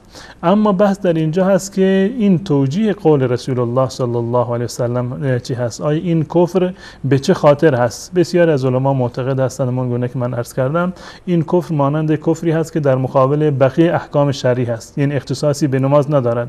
اگر کسی زکات را ترک بکند یا روزه را ترک بکند یا حج را ترک بکند بدین معنی که معتقد به اونها نباشد، فرضیت اونها را انکار بکند، به اتفاق کافر می شود. و نماز را هم گفتند که اینم در حد بقیه ارکان اسلام هست. منتها تعداد دیگر از علما نظرشون این است که نه، چون که در این زمینه روایات صحیح و صریح داریم و الفاظشون کاملا صراحت داره که العهد الذی بیننا و بینهم الصلاة فمن ترکها فقد کفر، این کفر را در واقع عمومیت دادن، گفتند که تفاوتی رو ندارد که این ترک نماز به خاطر سستی و تنبلی باشد یا اساسا به خاطر انکار اصل نماز و وجوب نماز باشد. که من قبلا هم عرض کردم که نظر بنده این است که اگر این ترک نماز به خاطر در واقع عدم ایمان و عدم اعتقاد به وجوب نماز باشد که فرضیت نماز رو ترک بکنن، این در واقع به اتفاق کافر هست. و در صورتی که به خاطر سستی و تنبلی باشد، بنده عرض کردم که نظر بنده این است که در واقع کافر نمیشد. بله، جزاکم الله خیر. بیننده بعدی گفتن که یک نوزاد کوچیکی دارم که توی سرش موی سفید در اومده، آیا این ربطی به خوبی یا بدی داره یا نه؟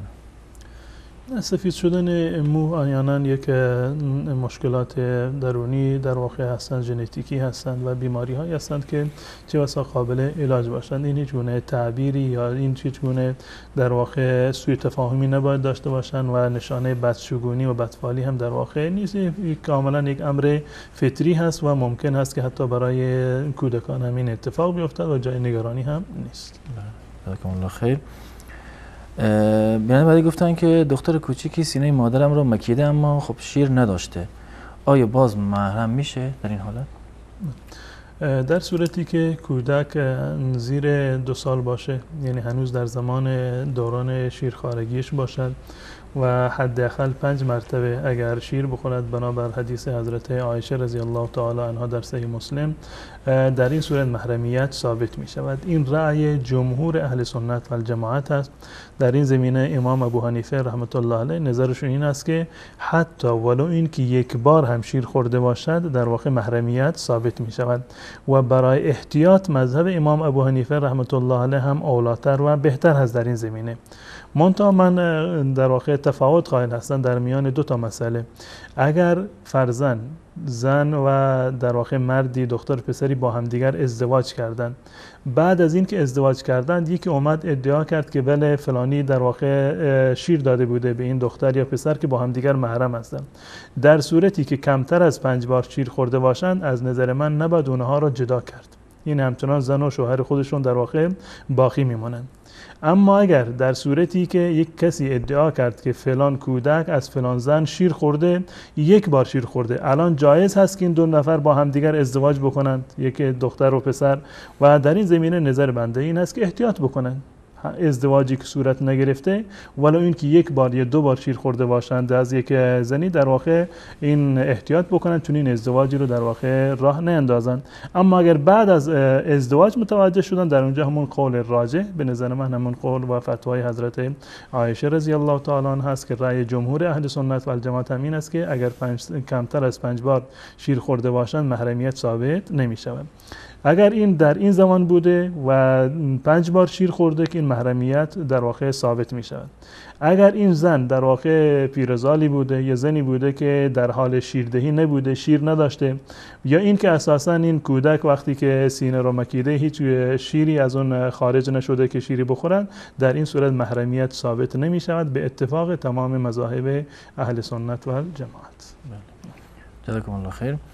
بیانیه بعدی گفتن که شخصی من گفت که قرآن بخون یا قرآن رو ختم بکن. گفتم چرا؟ چون گفت که من نذر کردم که قرآن بخونم. کسی که نذر کرده باشد که یک عملی رو انجام بدهد، اساسا من عرض کردم که این نذر کردن خودش در اساس اشکال دارد. یعنی شما نباید خودتان را مجبور بکنید به انجام دادن یک کاری که من نذر کردم که فلان کار رو باید انجام بدهم. و این نذر رو به چه خاطر معمولا انجام میدهند؟ به خاطر اینکه فلان مثلا مشکل من برآورده بشه. نذر میکنند که اگر فلان بیمار من شفا بیابد، فلان مشکل من حل بشود، من نذر کردم که نمیدونم 20 رکعت نماز بخونم یا چند روز روزه بگیرم یا قرآن رو ختم بکنم یا اعمال دیگری رو. خود نذر در اساس و در اصلش مکروه است. در اصل نذر کردن مکروه است. اما اگر کسی نذر کرد باید بر نذرش عمل بکند.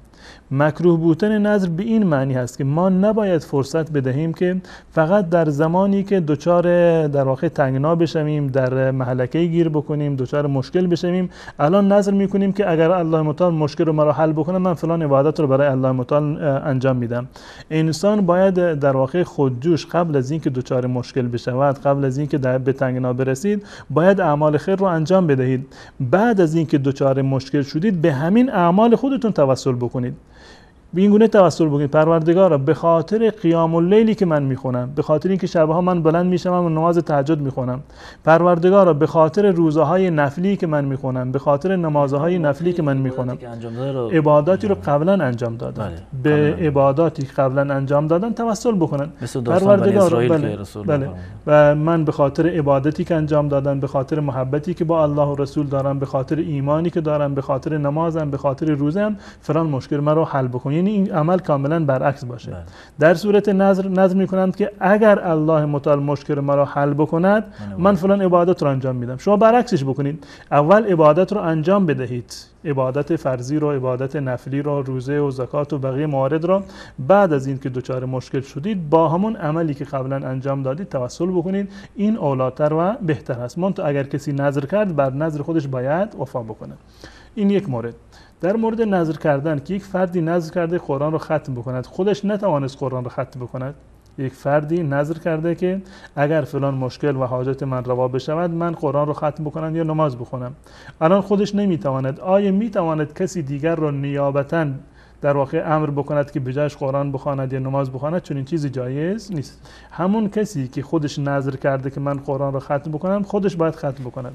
نظر کرده که باید نماز اضافی بخونم، نماز نفلی، روزه نفلی رو به جا بیاورم، خودش باید اون کار رو در واقع باید انجام بدهد. بالفرض اگر نتوانست یعنی به یک درجه رسید نظر کرده بود که روزه بگیرد، الان به هیچ عنوان توان روزه گرفتن رو ندارد. نظر کرده بود که قرآن رو بخواند، الان در واقع نمیتواند قرآن را بخواند. به طور مثال محدوده مشخصی رو مشخص کرده بود از نظر زمانی که در فلان روز فرض کنیم روز جمعه یا در اول رمضان یا آخر رمضان من قرآن رو ختم میکنم. عملا نتوانست این نظر رو انجام بدهد. این حکم ترک نظر حکم قسم هست، یعنی مانند این که کسی قسم خورده و پای قسم خودش نایستاده، کسی که نظر کرده باشد و پای نظرش نایستاد حکمش کاملا یکی هست، بنابر حدیث حضرت عباس رضی الله تعالی عبدالله ابن عباس رضی الله تعالی عنه، یعنی کسی که نتوانسته بر نظرش عمل بکند باید کفاره قسم بدهد، 10 مسکین رو غذا بدهد یا 10 مسکین رو در واقع لباس بدهد یا بردی آزاد بکند. اگر این 3 موارد برایش میسر نبود 30 روز رو روزه بگیرد. این حکم نظر در واقع پایان می‌یابد. اما این که نظر را منتقل بکند به یک فرد دیگر این جایز نیست. بله، جزاکم الله خیر. بیننده بعدی گفتن که آیا رنگ ناخن زدن بر انگشتان مانع از کامل بودن وضو و غسل می شود؟ بله، رنگ ناخن اگر به صورت لاک باشه، یعنی یک جرم و یک مایع خارجی دارد که بر روی ناخن در واقع زده می شود و عملا ناخن را یک مقدار کلفتر می کند، بله این مانع صحت وضو و صحت غسل می شود. یعنی با لاک ناخن وضو گرفتن شما و غسل کردن شما جایز نیست و کامل در واقع نیست. حتما باید این لاک رو از روی ناخن باید برداریم. اما اگر رنگ به صورت حنا هست یا هر موارد دیگر هست، رنگی هست که جرم ندارد و مایع خارجی بر روی ناخن نمیچسبد و مایع رسیدن آب به ناخن نیست، در این مورد اشکال شرعی ندارد و وضو و غسلتون هم کاملا صحیح است. بله، جزاکم الله خیر. یعنی بعدی گفتن که خونه دارم، گفتن گاه وقتی خونه رو اجار میدهیم یا گرو میدهیم، از نظر شرعی این کارا چه حکمی داره؟ صدای این بیننده من یه مقدار واضح نبود. گرو دادن خونه یعنی این موردی که امروزه در ایران یا حتی در افغانستان رواج پیدا کرده، این رهن شرعی نیست. رهن شرعی نیست. من به شما یک مبلغی پول رو میدهم و شما عملا از این پول استفاده میکنید، در مقابل من میروم در واقع مستاجر شما میشم و در خونه شما سکونت میکنم. این اسمش گرو نیست و این اسم رهن شرعی در واقع بر این اطلاق نمیشود. رهن شرعی این هست که من اومدم از شما به طور مثال قرض گرفتم، شما برای تضمین بازگرداندن قرض از من یک چیزی رو طلب میکنید که فرض کنیم که فلان چیز رو باید به من رهن بدهید، بدین معنی که اگر قرض مرا پس دادید من فلان چیز شما را یا فرض کنیم که کتاب یا هر چیز مورد دیگری باشین دوباره به شما برمیگردانم و اگر نتوانستی که حق مرا باز بگردانید من این وسیله را یا کالایی رو که از شما در اختیار دارم اینو میفروشم و حق خودم رو از این در واقع استیفا میکنم. این در واقع رهن شرعی هست. اما این که خونه را به یک کسی اجاره میدهند عملا و قبلا از اون در واقع پولی رو میگیرند به عنوان پول فیش، این در واقع از نظر شرعی اشکال دارد و رهن شرعی نیست و عملا برای صاحب خونه جایز نیست که از این پول استفاده بکند و این یک قرضی هست که در واقع یک منفعتی رو در پی دارد و بنابر قاعده فقهی که در این زمینه وجود دارد کل قرض جر نفعا فهو ربا و این ربا محسوب می شود و چون این چیز جایز نیست. برای این که این روش در واقع درست باشد می توانند به طور مثال یک قرارداد 10 ساله ببندند. یک قرارداد 10 ساله به طور مثال صاحب خونه فرض کنیم که به 10 میلیون نیاز داره، به 10 میلیون نیاز داره یا به تعبیری میخواد که 10 میلیون پول فیش بگیرن. خب این یک قراردادی ببندند به اندازه قیمت در واقع نرخ اجاره‌ای که وجود داره. فرض کنیم که در هر ماه فرض کنیم که اجاره خونه 1 میلیون باشه. خب قراردادی رو ببندند تا 10 ماه و عملا یعنی 10 ماه اجاره خونه رو قبلا بگیرد. این پولی رو که گرفته به عنوان رهن نباشد، به عنوان اجاره‌ای باشد که قبلا اینو پرداخت کرده. از نظر شرعی صاحب خونه میتواند که از این پولها کاملا استفاده بکند و اگر اون مستاجر قبل از اون 10 ماه از خانه خارج شد میتواند باقی مانده پولها رو به اون در واقع تحویل بدهد. این روش شرعیش هست. اما این که پول رو رهن بکنند و در مقابل اجاره خونه رو کم بکنند یا اصلا اجاره خونه نگیرند، این از نظر شرعی مشکل دارد و جایز نیست. جزاکم الله خیر. بیننده بعدی در مورد عورت زن پرسیدن، گفتن که عورت و ستر زن در نزد محرم تا چه اندازه است؟ الله متعال در سوره نور در مورد زنان مسلمان میفرماد ولا یبدین زینتهن الا لبعولتهن او آبائهن او آباء بعولتهن الی آخر این آیه که زنان نباید زینت خودشون را آشکار بکنند به جز برای شوهرانشون، برای پدرانشون، برای پدران شوهرانشون یا برای فرزندانشون یا فرزندان شوهرشون یا موارد دیگری که جز محارم شرعی در واقع هستند. این مواردی از این تعبیر قرآن در اینجا یک تعبیر بسیار دقیق هست، ولا یبدین زینتهن، زینت خودشون رو آشکار نکنند. علما از این استدلال کردند که مراد از زینت محل زینت هست. مراد از زینت محل زینت است. گوشواره رو در گوش میندازند و گردنبند رو بر روی گردن در واقع میندازند و هلنگو رو در دست یا خلخال رو در پا. این موارد را علما گفتند که این جزء مواردی هست که اگر اینها در معرض دید در واقع محرم قرار داشته باشد اشکال ندارد. یعنی در جلوی محرم مشکلی نیست که زن در واقع چهرهش نمایان باشد، سرش، دستش، پایش، گردنش نمایان باشد. از نظر شرعی مشکلی وجود نداره و اینا جزء مواردی هستند که ظاهر کردن و آشکار کردنشون برای محارم جایز هست. جزاکم الله خیر. بیننده بعدی پرسیدن که زنی غیر مسلمان کودک مسلمان رو شیر داده، آیا مادرش محسوب میشه و آیا میتونه ازش نگهداری کنه؟ یعنی اگر میخوان این فرزند رو بدن به یک زن کافر و نمیدونم که سوالشون دقیقاً کسی که به او شیر داده در کودکی. بله، کسی که شیر داده باشه بازم محرمیت در واقع ثابت میشود، حکم محرمیت ثابت میشود. اما این بدین معنی نیست که کودک مسلمانی رو در واقع بپردازند و بدهند به یک زن کافری که در واقع بیدین هست و اونو تربیت بکنه. برای تربیتش حتما باید یک زن مسلمانی رو پیدا بکنند و جایز نیست که کودکان مسلمان رو برای پرورش نزد افراد زنان یا مردان کافر و بیدین قرار بدن. اما مادرش، این مادر شیریش محسوب میشه. جزاکم الله خیر. بیننده بعدی در مورد این پرسیدن که در مذهب امام شافعی دست زدن به زن و مرد وضو رو باطل میکنن. گفتن که زن در چه سنی باشه که وضو باطل میشه؟ از نظر شرعی بنده عرض کردم که این موارد جز مواردی هست که مذهب امام شافعی رحمت الله علیه در این زمینه مرجوح هست. یعنی قول راجح این است که با دست زدن زن نه وضوی زن میشکند و نه وضوی مرد. این قول راجح هست بنابر احادیث متعددی که در این زمینه وجود دارد. حدیث حضرت عایشه رضی الله تعالی عنها رو هست که رسول الله صلی الله علیه و سلم برخی از زنانشون رو میبوسیدند و بدون اینکه وضو بگیرند میرفتند برای نماز. پس بنابراین قول راجح در این زمینه این هست که با دست زدن زن و مرد به هم دیگر وضو باطل نمی شود. اما در مذهب امام شافعی رحمت الله علیه که این لمس رو به معنی لمس در واقع دست زدن اینو تعبیر کردن، تعبیری که در این زمینه هست در صورتی هست که این زن و دختر در واقع دختر مشتهاتی باشه، یعنی زنی باشه که در حد در واقع به سن بلوغ یا نزدیک به بلوغ رسیده باشه و اگر دختر کوچکی باشد دست زدن به اون در واقع موجب نقض وضو نمی شود. جزاکم الله خیر. بیان بعدی گفتن که آیا زن خواهرزاده محرم است؟ زن خواهرزاده نه جزء محارم شمرده نمی شود و کاملا با شما بیگانه هست. زن برادرزاده تون یا زن خواهرزاده تون اینا جزء محارم شرعی شمرده نمی شود. جزاکم الله خیر. بیان بعدی از تاجیکستان بودن که در مورد این سوال کردن که آیا ادرار کودک شیرخوار نجس است یا نه؟ بفرمایید.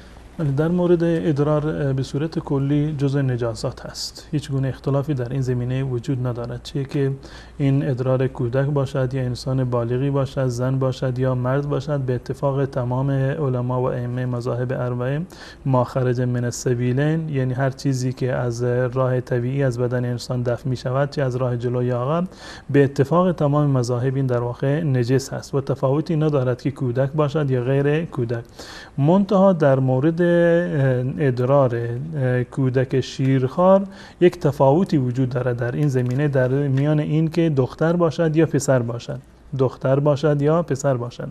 در نجس بودن هر دو مورد هیچ گونه شک و شبهه‌ای وجود ندارد، اما در کیفیت تطهیرش در احادیث رسول الله صلی الله علیه وسلم تفاوت در واقع آمده که برای ادرار اگر این کودک در واقع پسر باشد یک رش خفیفی کفایت می‌کند، یعنی اینکه یک آب کشیدن خفیفی باشه کفایت می‌کند و در صورتی که دختر باشد یک مقداری در واقع اون رو باید بیشتر بشورند که همون تعریف غسل اومده، یعنی شستن پارچه و لباس، و در صورتی که پسر باشد رشش یعنی آب پاشیدن بر اون به معنی غسل خفیف و شستن خفیفی هست. اما در اصل نجاستشون هیچ تفاوتی در واقع نیست، فقط در نوع تطهیرش، در نحوه پاک کردنش این تفاوتی هست که در حدیث رسول الله صلی الله علیه وسلم ذکر شده. آقا رسول از ایران سوالشون در مورد یک حدیثی بود که شنیده بودن، گفتن که آیا رسول الله صلی الله علیه و سلم فرموده اگر قانون نتواند حقتون را بگیرد خودتان اقدام کنید؟ در این زمینه به صورت کلی حدیث صریح به خاطر من نیست و منتها احادیث دیگری در این زمینه هستند که در مورد کسی که مقروض باشد یا ورشکسته بشه از شما همون مالی رو که به اون قرض دادید یا مال شما از نزد اون هست، این شما اولاتر و حقدارتر به اون هستید و از نظر فقه اسلامی و اگر شما حق خودتان را دیدید از یک فردی، یک انسان زورگویی بوده و این مال شما را یا موارد دیگر را به زور از شما غصب کرده، اگر از طریق قانونی نمیتوانید، بله جایز هست، اگر واقعا قدرت دارید و میتوانید که حق خودتان را بگیرید، از نظر شرعی هیچ گونه مشکلی در این زمینه وجود ندارد و شما می توانید که این مالتان را یا حق دیگری را که برگردن دیگری دارید ولی اینکه متوسل به زور بشوید می توانید که آن را در واقع دریافت بکنید. بله. جزاکم الله خیر. آقای محمد الهی عزیز سوالشون در مورد این بود که گفتن الله فرموده است هر کس بر خلاف آنچه که الله فرمود آنچه فرستادم حکم کند کافر است.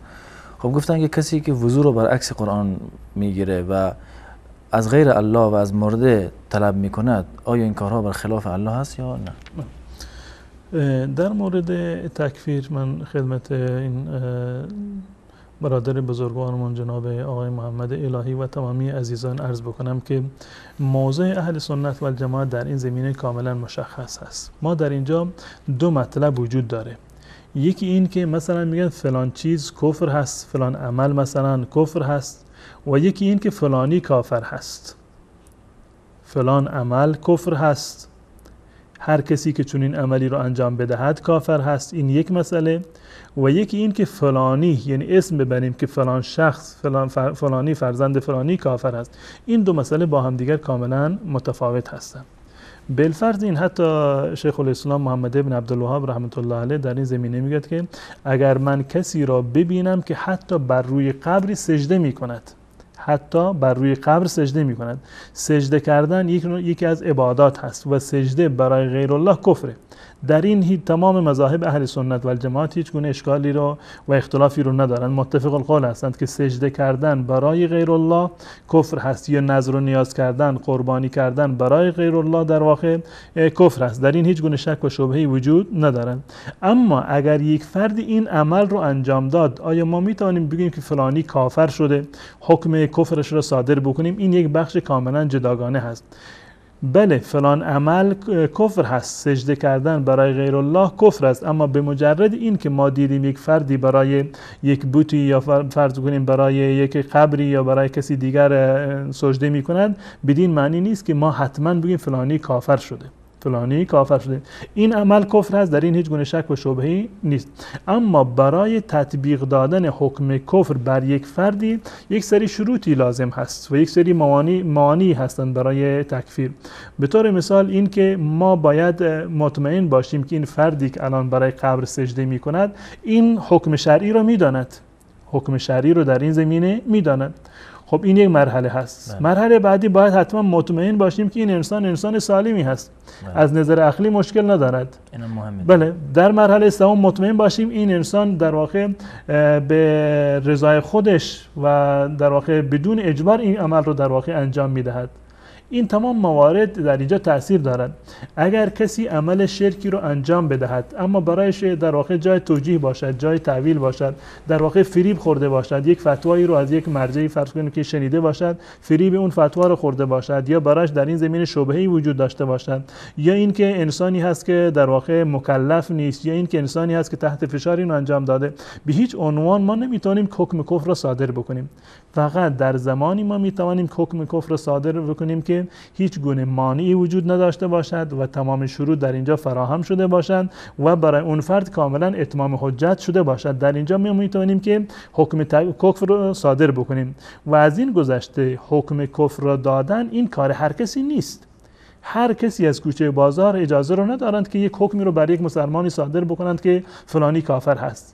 همون گونه که یک فرد عامی نمیتواند که در مورد یک مسئله از مسائل نماز اجتهاد بکند، در مورد وضو نمیتواند اجتهاد بکند، یک حکم شرعی رو بیان بکند، در مورد این که یک انسان مسلمانی رو از اسلام خارج بکند هیچ کسی چنین اجازه ای را ندارد. این کار ویژه کسانی هست که تخصصشون این هست. دادگاه اسلامی باید این حکم رو بدهد.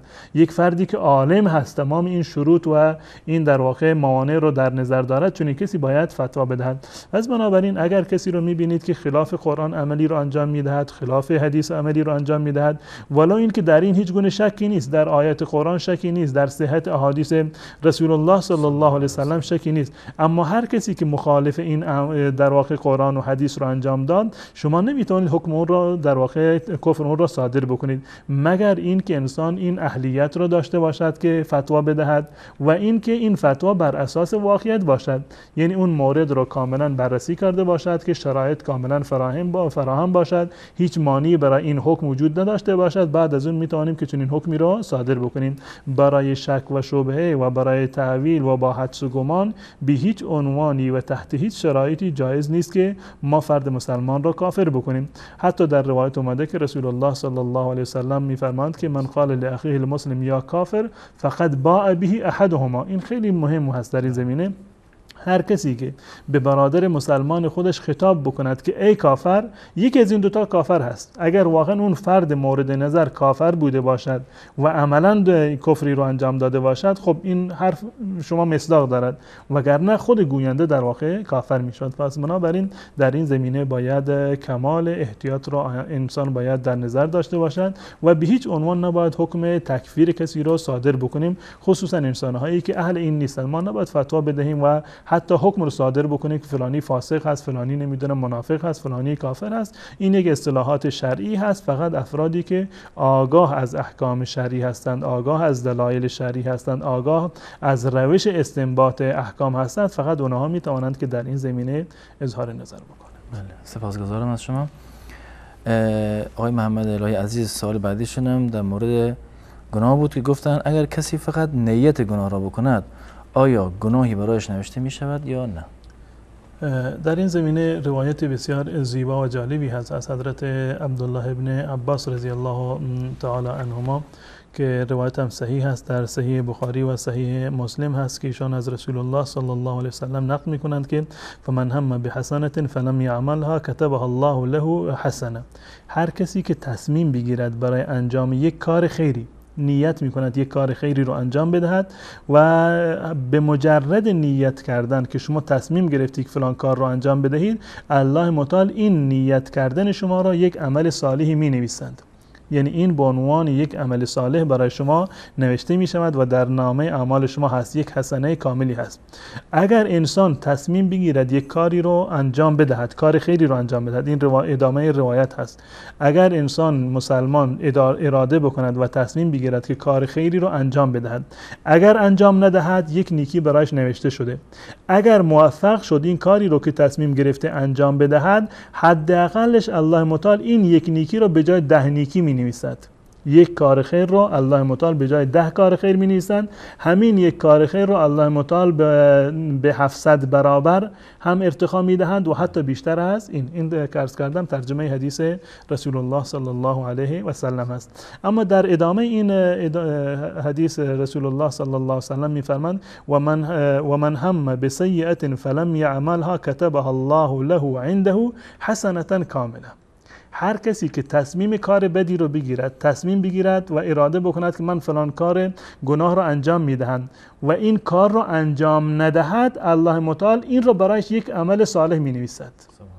تصمیم گناه گرفته منتها انجامش نداده، دوباره باز اومده پشیمان شده از این تصمیم خودش، همین باز آمدن از این تصمیم را، عملی نکردن این تصمیم را، الله متعال یک نیکی کامل برای شما می نویسد. و اگر کسی تصمیم گناه بگیرد و اون گناه را انجام بدهد، الله متعال فقط و صرفا یک گناه را می نویسد. این تفاوتی هست در میان نیکی ها و در واقع بدی ها. اگر تصمیم به نیکی بگیرد، خود تصمیم و ارادش یک نیکی محسوب می شود. اگر انجامش بدهد حداقل 10 نیکی تا 700 نیکی و بیشتر. و اگر کار گناهی رو تصمیم بگیرد و این تصمیمش رو عملی نکند، خود این نه تنها اینکه گناهی ندارد بلکه یک ثواب دیگری رو هم دارد، یک حسنه کامل نوشته می شود. و اگر این عمل گناه رو که تصمیم گرفته بود عملیش کرد، صرفاً یک گناهی نوشته می شود و 10 گناه و چند برابر نوشته نمی شود، که نشانه واقعا رحمت الله نشانه رحمت الله متعال هست. پس بنابراین انسان مسلمان به هیچ عنوان از رحمت الله متعال نباید ناامید بشود، تا جایی که ناامیدی از رحمت الله متعال در واقع کفر هست. اللهی که این همه رحمت دارد و رحمت الله متعال این همه گسترده هست، پس بنابراین به هیچ عنوان و تحت هیچ شرایطی انسان نباید از رحمت و مغفرت الله متعال ناامید بشود. بله، جزاکم الله خیر. خواهر از تاجیکستان سوالشون در مورد قضیه این بود که کودکی مسلمان به دنیا می آید و اسمی هم براش انتخاب میکنن و بعد مدتی میخوان نام آن رو دوباره تغییر بدن. آیا تغییر نام یک نوزاد درسته یا نه؟ بله، اولا این حق نوزاد هست که یک نام در واقع خوبی رو برای نوزاد خودمون باید انتخاب بکنیم. از نظر معنی یک معنی باشه که در واقع زننده نباشه. بعدها وقتی که این کودک بزرگ می شود، به مدرسه می رود، در جامعه می رود، این نامش مایه ننگی برای این فرزند در واقع نباشد، نام شرکی نباشد، مانند عبدالحسین مثلا نباشد، غلام رسول نباشد، این مواردی که در واقع نشانگر بندگی و عبودیت برای غیر الله متعال هستند نباشد. بهترین نامه هایی رو که در این زمینه هستند عبدالله هست و عبدالرحمن هست که در احادیث رسول الله صلی الله علیه و سلم به اینها تاکید شده، یا هر نام دیگری که معنیش در واقع معنی زیبایی باشد. این حق کودک هست که در واقع نامگذاریش باید یک نامگذاری صحیح باشد. بالفرض ما تصور بکنیم که یک کودکی نامش نام مناسبی نباشد. یک نامی هست که فرض کن که عبدالرضا گذاشتند یا عبدالحسین گذاشتند، غلام رسول یا غلام نبی گذاشتند، نامه هایی که غلامیت و بردگی برای غیر الله هست. اینها رو باید تغییر داد. رسول الله صلی الله علیه و سلم روششون این بوده، اگر کسی می اومدند و نامشون از این قبیل نامه ها بود، اینو عوض میکردند. این سنت رسول الله صلی الله علیه و سلم هست. و اگر کسی واقعا اسمش از این قبیل اسم ها هست، از نظر شرعی و اولاتر و بهتر این است که نامش رو در واقع عوض بکنند و نامشون یک نام در واقع توحیدی و یک نامی باشد که معنی و محتوایش یک معنی و محتوای اسلامی و در واقع غیر زننده باشد. جزاکم الله خیر. سال بعدی ایشون در مورد این بود که مسئله که هم زیاد دربارش صحبت کردیم، این که اگر کسی خودکشی کند آیا مرتکب گناه شده است؟ ولی در این هیچ گونه شک و شبهه‌ای وجود ندارد که خودکشی یکی از گناهان کبیره هست. من در ابتدای برنامه در این زمینه مطالبی رو عرض کردم. در آیات قرآن، در احادیث رسول الله صلی الله علیه و سلم به صورت گسترده به این مسئله پرداخته شده و قطعا خودکشی کردن یک گناه هست و جز گناهان کبیره هست. اما به اندازه این نیست که در واقع انسان ناامید از رحمت الله متعال باشه. و ما نمیتوانیم بالفرض اگر در جامعه ما یک فردی خودکشی کرده باشد، ما اجازه نداریم و نمیتوانیم که حکم بکنیم که فلانی جهنمی هست، گرچه در این زمینه وعید آمده، در این زمینه وعید و تهدیدی از جانب رسول الله صلی الله علیه و سلم هست. اما اهل سنت و الجماعت جزم نمی کنند برای هیچ کسی، حتی اگر نیکترین و صالحترین انسان روی زمین، پرهیزگارترین انسان روی زمین از دنیا برود، ما اجازه نداریم که بگیم فلانی بهشتی هست. و اگر فاسق ترین انسان هم از دنیا برود ما اجازه نداریم که بگیم که فلانی جهنمی هست و در آتش جهنم افتاده. عقیده اهل سنت و الجماعت هست که لا ننزل احد جنتا ولا نارا، ما هیچ مسلمانی رو که از دنیا رفته باشد ولا این که گناهکار بوده باشد ما اون رو نه اهل جهنم قلمداد میکنیم و نه اهل بهشت. یعنی بهشتی کردن یک فردی یا جهنمی کردن یک فردی این کار ما نیست، این قضاوت بر عهده الله متعال هست و هرچی رضایت الله متعال هست اون در واقع اون گونه با اون عمل میکند و به هیچ عنوانی ما نباید انسانها رو از رحمت الله متعال ناامید بکنیم. حتی کسانی که خودکشی کردن باز هم در دایره رحمت و مغفرت الله و مشیت الله متعال قرار دارند. اگر الله متعال بخواهد اون وعید و تهدید رو عملی میکند و اگر هم بخواهد اون رو در واقع منتفی میکند و اونها رو میبخشد. بله، جزاکم الله خیر. خواهرمون مریم از ایران دو سوال داشتن. یکی در مورد خواندن آیت الکرسی در نماز، گفتن آیا اشکال دارد خواندن یا نه؟ نه خیر، آیت الکرسی یکی از آیات قرآن هست و در هنگام نماز هر آیه از آیات قرآن کریم را و هر سوره از سوره های قرآن کریم را که برای شما میسر باشد می توانید که را بخوانید. من جمله آیت الکرسی خوندنش در نماز هیچ گونه اشکال ندارد و جز قرآن هست که انسان می تواند اون رو در هنگام نماز یا در غیر از نماز به عنوان تعبد تلاوت بکنه. جزاکم الله خیر. سوال بعدی در مورد این بود که آیا گفتن سبحان ربی العظیم یا سبحان ربی الاعلی و بحمده حتما باید به صورت فرد باشد یا زوج هم اشکال نداره؟ در این زمینه لزومی نیست و اجباری در این زمینه نیست که حتما باید تسبیحاتی که در هنگام نماز گفته می شود در رکوع، در سجده یا در بین دو سجده و در بعد از رکوع یا در موارد دیگر اینها حتما باید فرد باشه. فرد بودنش اولاتر و بهتر هست و در هنگام تسبیحات رکوع و سجود این حداقلش یک بار گفتن هست، حداقلش یک بار گفتن هست و علما گفتند که حداقل کمالش 3 بار گفتن هست. یعنی اگر شما در نماز خودتون در رکوع یا سجده 3 مرتبه این ذکر و تسبیح را خوندید، سبحان ربی الاعلی یا سبحان ربی العظیم، اگر 1 مرتبه گفتید خب این ذکر رو انجام شده. اگر 2 مرتبه گفتید باز هم اشکال ندارد. اگر 3 مرتبه این ذکر را خواندید این حداقل مرحله کمال هست. یعنی شما به صورت کامل تسبیحات رو در هنگام نماز در واقع گفتید. اگر بیشتر از این گفتید اولاتر و بهتر این است که به صورت در واقع تا باشد و جفت نشود. این اولاتر و بهتر است، زیرا که در روایات متعددی هست که الله متعال وتر رو در واقع دوست دارد. اما اگر نتوانستید حساب بکنید یا حساب از دستتون رفت و نخواستید و در واقع که ذهنتون به این طرف در واقع متمرکز بشه روی شمردن تسبیحات، هیچ گونه اشکال شرعی ندارد. ولو اینکه تسبیحات رکوع و سجده شما به صورت جفت باشد هیچ گونه اشکالی در نماز شما و کراهتی در نماز ایجاد نمی شود.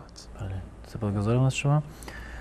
سوال بعدی در مورد این بود، گفتن که در جلسه استراحت در نماز آیا زن باید روی پای چپ بشینه یا راست؟ در جلسه استراحت یا در قعده آخری بود؟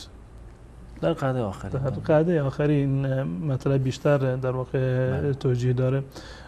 در جلسه استراحت مانند بقیه حالت هست، مانند قعده اولی هست. در تحیات اول و در قعده ای که در واقع به عنوان جلسه استراحت هست، روش نشستن یکی هست، هیچ گونه تفاوتی در این زمینه وجود ندارد، چه برای مرد باشد یا برای زن باشد. و در مورد التحیات آخری و در مورد التحیات یا قعده آخری باز هم در مورد زن و مرد تفاوتی وجود ندارد، بنابر قول راجحی که در این زمینه هست و قول جمهور اهل سنت و الجماعت هست. و در این زمینه حدیثی هم از رسول الله صلی الله علیه و سلم هست که حدیث ابو حمید رضی الله تعالی عنه هست که میگوید که رسول الله صلی الله علیه و سلم اذا قام من الرکعه الاخره قدم رجله الیسرى و جلس علی مقعدته. این گونه در روایت اومده، اگر شاید الفاظ روایت رو من مقداری جابجا خونده باشم، که رسول الله صلی الله علیه و سلم در قعده آخریشون وقتی که می نشستن پای چپ خودشون رو از زیر پای راستشون رد می کردن. مانند کیفیتی که معمولا زنها خصوصا در مذهب احناف می‌نشینند این کار رو انجام میدادند و بر روی نشیمنگاه خودشون در واقع می‌نشستند. این روش نشستن فقط در مورد قعده دوم هست، در التحیات دوم هست. بسیاری از مردم مشاهده می‌شوند که در تحیات اول این گونه می‌نشینند. این اشتباه است. فقط در تحیات دومی و در نمازهای 4 رکعتی و نمازهای 3 رکعتی باید به این گونه بنشینند، یعنی این که پای چپ رو از زیر پای راست بیرون بکنند و به طرف سمت راست در واقع و خودشون بر روی نشیمنگاه خودشون بنشینند و از نظر اصلی و اساسی این هیچ گونه تفاوتی در میان زن و مرد وجود ندارد. هم زنان باید این گونه بنشینند و هم مردان باید این گونه بنشینند. منتها در مذهب امام ابو حنیفه رحمت الله علیه این کیفیت نشستن در تحیات آخر رو مخصوص زنها گفتند و مردها همون گونه که در تحیات اول و قعده اول می‌نشینند اون گونه باید بنشینند. جزاکم الله خیر. بیننده بعدی گفتن که در منطقهشون وقتی کسی فوت میکنه در بلندگوی مسجد اعلام میکنن که فلان شخص فوت کرده و فلان ساعت وقت دفنشه. آیا این کار از نظر شرعی درسته؟ از نظر شرعی مسجد برای عبادت الله متعال در واقع بیان شده و هیچ گونه اعلامی در مسجد جایز نیست. حتی در روایت اومده وقتی که یک فرد اومد در مسجد اعلام کرد که فلان چیز در واقع فلان وسیله من فلان کالای من در واقع گم شده، حتی دعا بکنید که این در واقع الله متعال اینو براش پیدا نکند. تا این اندازه در واقع تاکید شده و این به خاطر این است که مساجد صرفا محل عبادت باقی بمانند. در واقع یا اگر کسی در مسجد معامله رو انجام داد در روایت اومده که الله متعال در روایتون در بیع و معامله اون برکتی رو الله متعال نیندازد، این فقط به خاطر این است که مسجد باید به عنوان محل عبادت در واقع باقی بمانند و اعلام‌های دنیوی در این زمینه نشود. اولاتر و بهتر است این است که از این موارد در واقع اجتناب بشود و این مالی که وقف شده برای مسجد و از داخل مسجد این اعلام صورت نگیرد و سعی بکنند که بلندگوی دیگری باشد مجزا و جداگانه یا مواردی دیگر در قبرستان باشد که از اون بلندگو استفاده بکنند. این حالاتر و بهتر است. بدون شک. جزاکم الله خیر. بیننده بعدیمون گفتن که مبلغ 400,000 افغانی در اختیار دارن. آیا این مبلغ زکات دارد یا نه؟ من دقیقا نمیدونم که 400,000 افغانی یعنی قیمتشون چه اندازه هست و سطح مالیشون و در این زمینه به صورت کلی اگر این 400,000 افغانی به اندازه 20 مثقال طلا میرسند، یعنی معادل 20 مثقال طلا هستند. الان شما نگاه بکنید در شهر شما طلا چه اندازه هست یا این 400,000 افغانی چند مثقال طلا میشوند. اگر معادل 20 مثقال طلا بودند یا معادل 85 گرم طلا بودند، اگر معادل 85 گرم طلا هستند این در واقع زکات دارد. اگر کمتر از این است، یعنی اگر می توانند با 400,000 افغانی 85 گرم طلا بخرند در اون صورت زکات دارد. اگر کمتر از این مبلغ هست زکاتی رو ندارند و در صورتی زکات دارد که شرایط دیگری هم داشته باشد. اولیش حد نصاب هست، یعنی این که معادل 20 مثقال طلا یا 85 گرم طلا باشد، طلای 24 عیار. این یک شرط دوم این است که یک سال کامل بر این پول بگذارد. این مبلغی که نزد شما هست یک سال کامل از لحظه ای که این 400,000 در ملکیت شما آمده و شما اینها رو تصاحب کردید، یک سال کامل اگر بر اونها بگذارد به اضافه این که مبلغش باید به اندازه 20 مثقال طلا باشد، در این صورت زکات دارد. در غیر این صورت زکاتی بر این مال تعلق نمیگیرد. جزاکم الله خیر. آقا عبیدالله از جده در مورد نماز وتر سوال داشتن که روشش بفرمایید. عرض کردم روش نماز وتر رو که 3 رکعت رو خواندنش هم به صورت 3 رکعت یک جا هم جایز هست و به صورت جداگانه هم جایز هست که 2 رکعت رو جدا بخونند و 1 رکعت رو جدا بخونند. و سوال ایشون بیشتر این بود که در مذهب امام ابو حنیفه رحمت الله علیه نماز وتر رو به صورت نماز مغرب میخونند، یعنی 3 رکعت نماز وتر رو با 1 سلام میخونند. من عرض کردم اون چیزی که از روش رسول الله صلی الله علیه وسلم ثابت هست خواندن 3 رکعت با 2 سلام هست، با 1 سلام در روایت صحیح از رسول الله الله صلی الله علیه و سلم ثابت نشده. منتها ایشون که حنفی هستند، اگر مخلد امام ابو حنیفه رحمت الله علیه هستند، برای ایشون هیچ گونه اشکالی وجود ندارد که بر مبنای فتوای ائمه احناف عمل بکنند. این هیچ گونه اشکال شرعی ندارد. بحث من در موردی که من عرض کردم از عمل رسول الله صلی الله علیه و سلم ثابت نیست، یک بحث حدیثی هست و بحث روایی هست و در این زمینه من عرض کردم که خواندن 3 رکعت با یک سلام از عمل رسول الله صلی الله علیه و سلم از نظر سندی ثابت نیست. اما چه بسا علمای احناف نظرشون این است که این ثابت هست و وقتی که شما بر مذهب امام ابو حنیفه رحمت الله علیه هستید و از علمای احناف فتوا میگیرید، برای شما کاملا جایز هست که همون گونه که علمای احناف به شما فتوا دادن 3 رکعت نماز وتر رو با یک سلام هم بخوانید. بله، جزاکم الله خیر. بیانیه بعدی گفتن که 50 سال پیش پدرمون فوت کرده و ارث رو تقسیم نکرده که فقط نزد 2 تا از خواهراشون بودن که اون موقع چون بچه‌ها دیگه کوچک بودن 2 تا خواهرها دستشون مال بوده.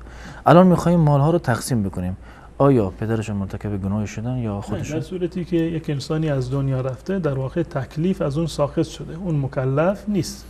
بعد از ایشون وقتی که از دنیا رفتن این مال سرنوشتش چی می شود، این هیچ ربطی به مرده اون کسی که نباید اصلا در زمان حیات پدر تقسیم بکنین مالا؟ نه، در زمان حیات لزومی نداره. یعنی ترکه و میراث معنیش این است که مالی که بعد از مرگ باقی میماند. اون مالی که اگر پدر در زمان حیات خودش اینو تقسیم کرده باشد، اون اسمش میراث نیست، اون به عنوان هبه هست. ولو این که در واقع پدر اون رو در آخرین روزهای زندگی خودش تقسیم کرده باشد، این اسمش میراث نیست. میراث اون مالی هست که بعد از وفات یک فردی برای ورثه در واقع باقی میماند. این مالی که باقی مونده، این بر اساس آیات قرآن کریم و حدیث رسول الله و در واقع سهمیه هایی که برای هر رشته دار و هر وارثی تعیین شده باید در واقع تقسیم بشن. اما این که ورثه این مال رو تقسیم نکردند یا دیر تقسیم کردند یا خلاف شرع تقسیم کردند، در این زمینه هیچ گناهی بر اون مرده که از دنیا رفته بر گردن اون نوشته نمی شود. ولو این که شما این مال را بعد از 10 سال 20 سال 50 سال بعدم اینو تقسیم بکنید، این هیچ گونه گناهی بر گردن اون کسی که این مال را به جا گذاشته و پدر شما هست بر گردن اون هیچ گونه گناهی در واقع نوشته نمی شود. ولو این که شما از این مال سوء استفاده بکنید، در مال در جای حرام این استفاده بشه، ولو این که در تقسیم این مال ظلمی صورت بگیرد، این برمیگرده به اون کسانی که این ظلم را انجام دادن، به نحوه صحیح اینو تقسیم نکردن یا این مال را در راه غیر صحیح مصرف کردن، گناهش برمیگرده به این افراد. اما اون کسی که از دنیا رفته هیچ گناهی بر اون در واقع و برگردن اون نوشته نمی شود و ما امیدوار هستیم که الله متعال تمامی مردگان ما را و تمام مسلمانان را الله متعال مغفرت بفرمایند و گناهانشان را معاف بکنند و در روز قیامت اونها را در بالاترین جاهای بهشت ان شاء الله جای بدهند. جزاکم الله خیر. بیانیه بعدی گفتن که در منطقهشون وقتی که کسی میمیره برای کلا گفتن برای پدر یا مادر و برای مرده ها کلا 2 رکعت نماز نفل میخوانن. آیا درسته؟ نه، برای مرده خواندن نماز به هیچ عنوان جایز نیست، نه نماز نفل نه نماز فرض. حتی ولو این که میت وصیت کرده باشد که برای من نماز بخوانی، در این زمینه اجرای وصیتش جایز نیست، زیرا که اساساً خواندن نماز برای میت یعنی نیابت در نماز اساساً ثابت نیست. نیابت در خواندن نماز نه برای میت جایز هست، نه برای بیمار جایز هست، برای هیچ کسی جایز نیست. یعنی هیچ پدری نمیتواند به جای فرزندش نماز بخواند، هیچ فرزندی نمیتواند به جای پدر و مادرش نماز بخواند. هر کسی در حیات خودش باید نماز بخواند. اگر تارک نماز بوده، کسی بعد از وفاتش نمیتواند نماز فرضی اون رو بخواند و نماز نفلی هم به جای مرده یا به جای زنده به هیچ عنوان جایز نیست و در این زمینه تمام مذاهب اهل سنت و الجماعت اتفاق نظر دارند. جزاکم الله خیر. بیانیه بعدی گفتن که در ایران هستیم و قبله رو نمیدونیم که دقیقاً کجا هست. وقتی نماز میخونیم بعضیا میگوین که به طرف آفتاب نماز بخونیم، قبله به همون صورته. در مورد قبله انسان نباید وسواس داشته باشد. در مورد قبله و این که نماز من به طرف قبله بوده یا نبوده، نباید انسان وسواسی رو داشته باشد. قبله اساساً کسانی که در مسجد الحرام نماز میخونند حتما باید به طرف کعبه نماز بخونند.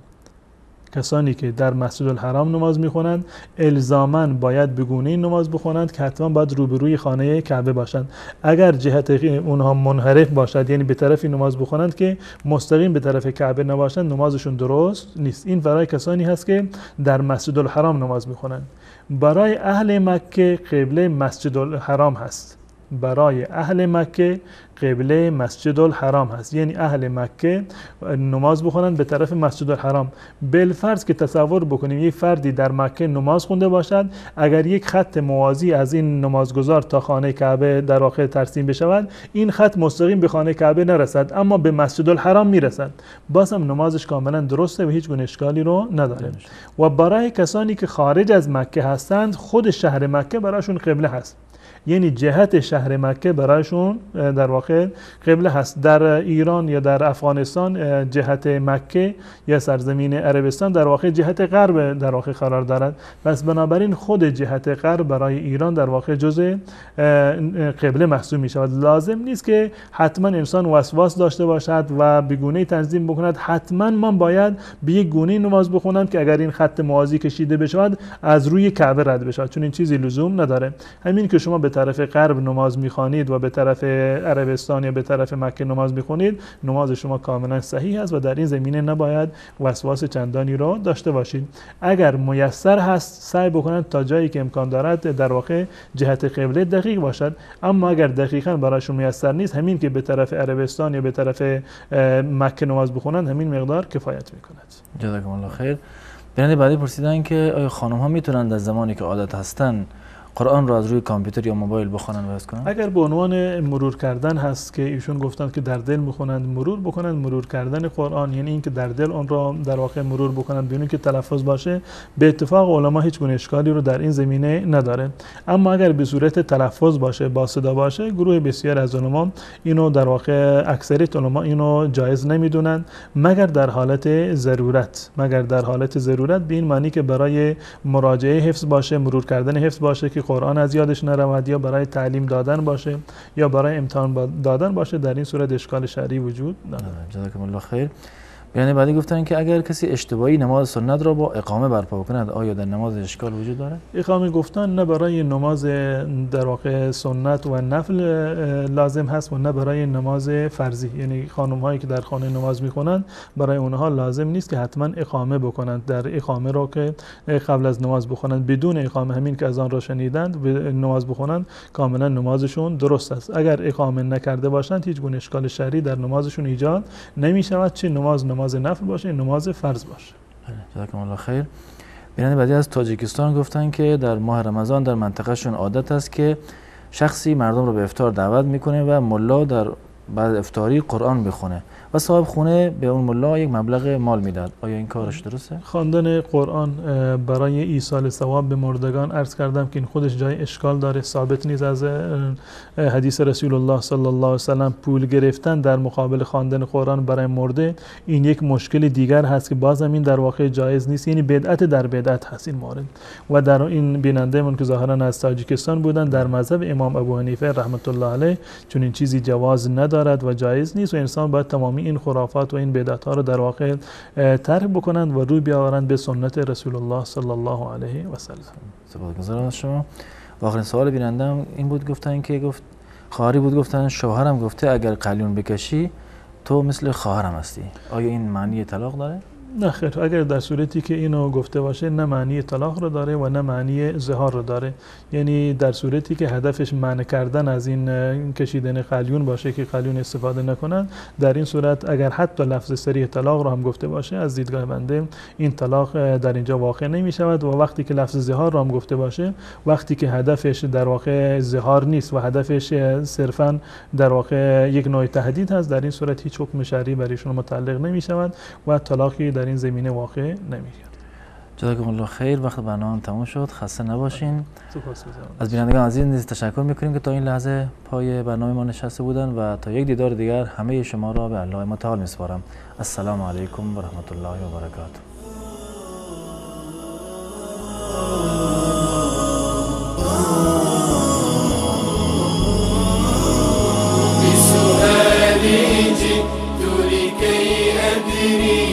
ليزيل الحياة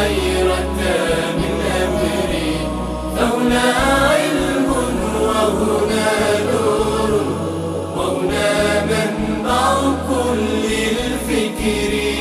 نهر من فقه يتجلى بعقيدة صدق في صدري. لبيك أتيتك في لهف لسؤالك يا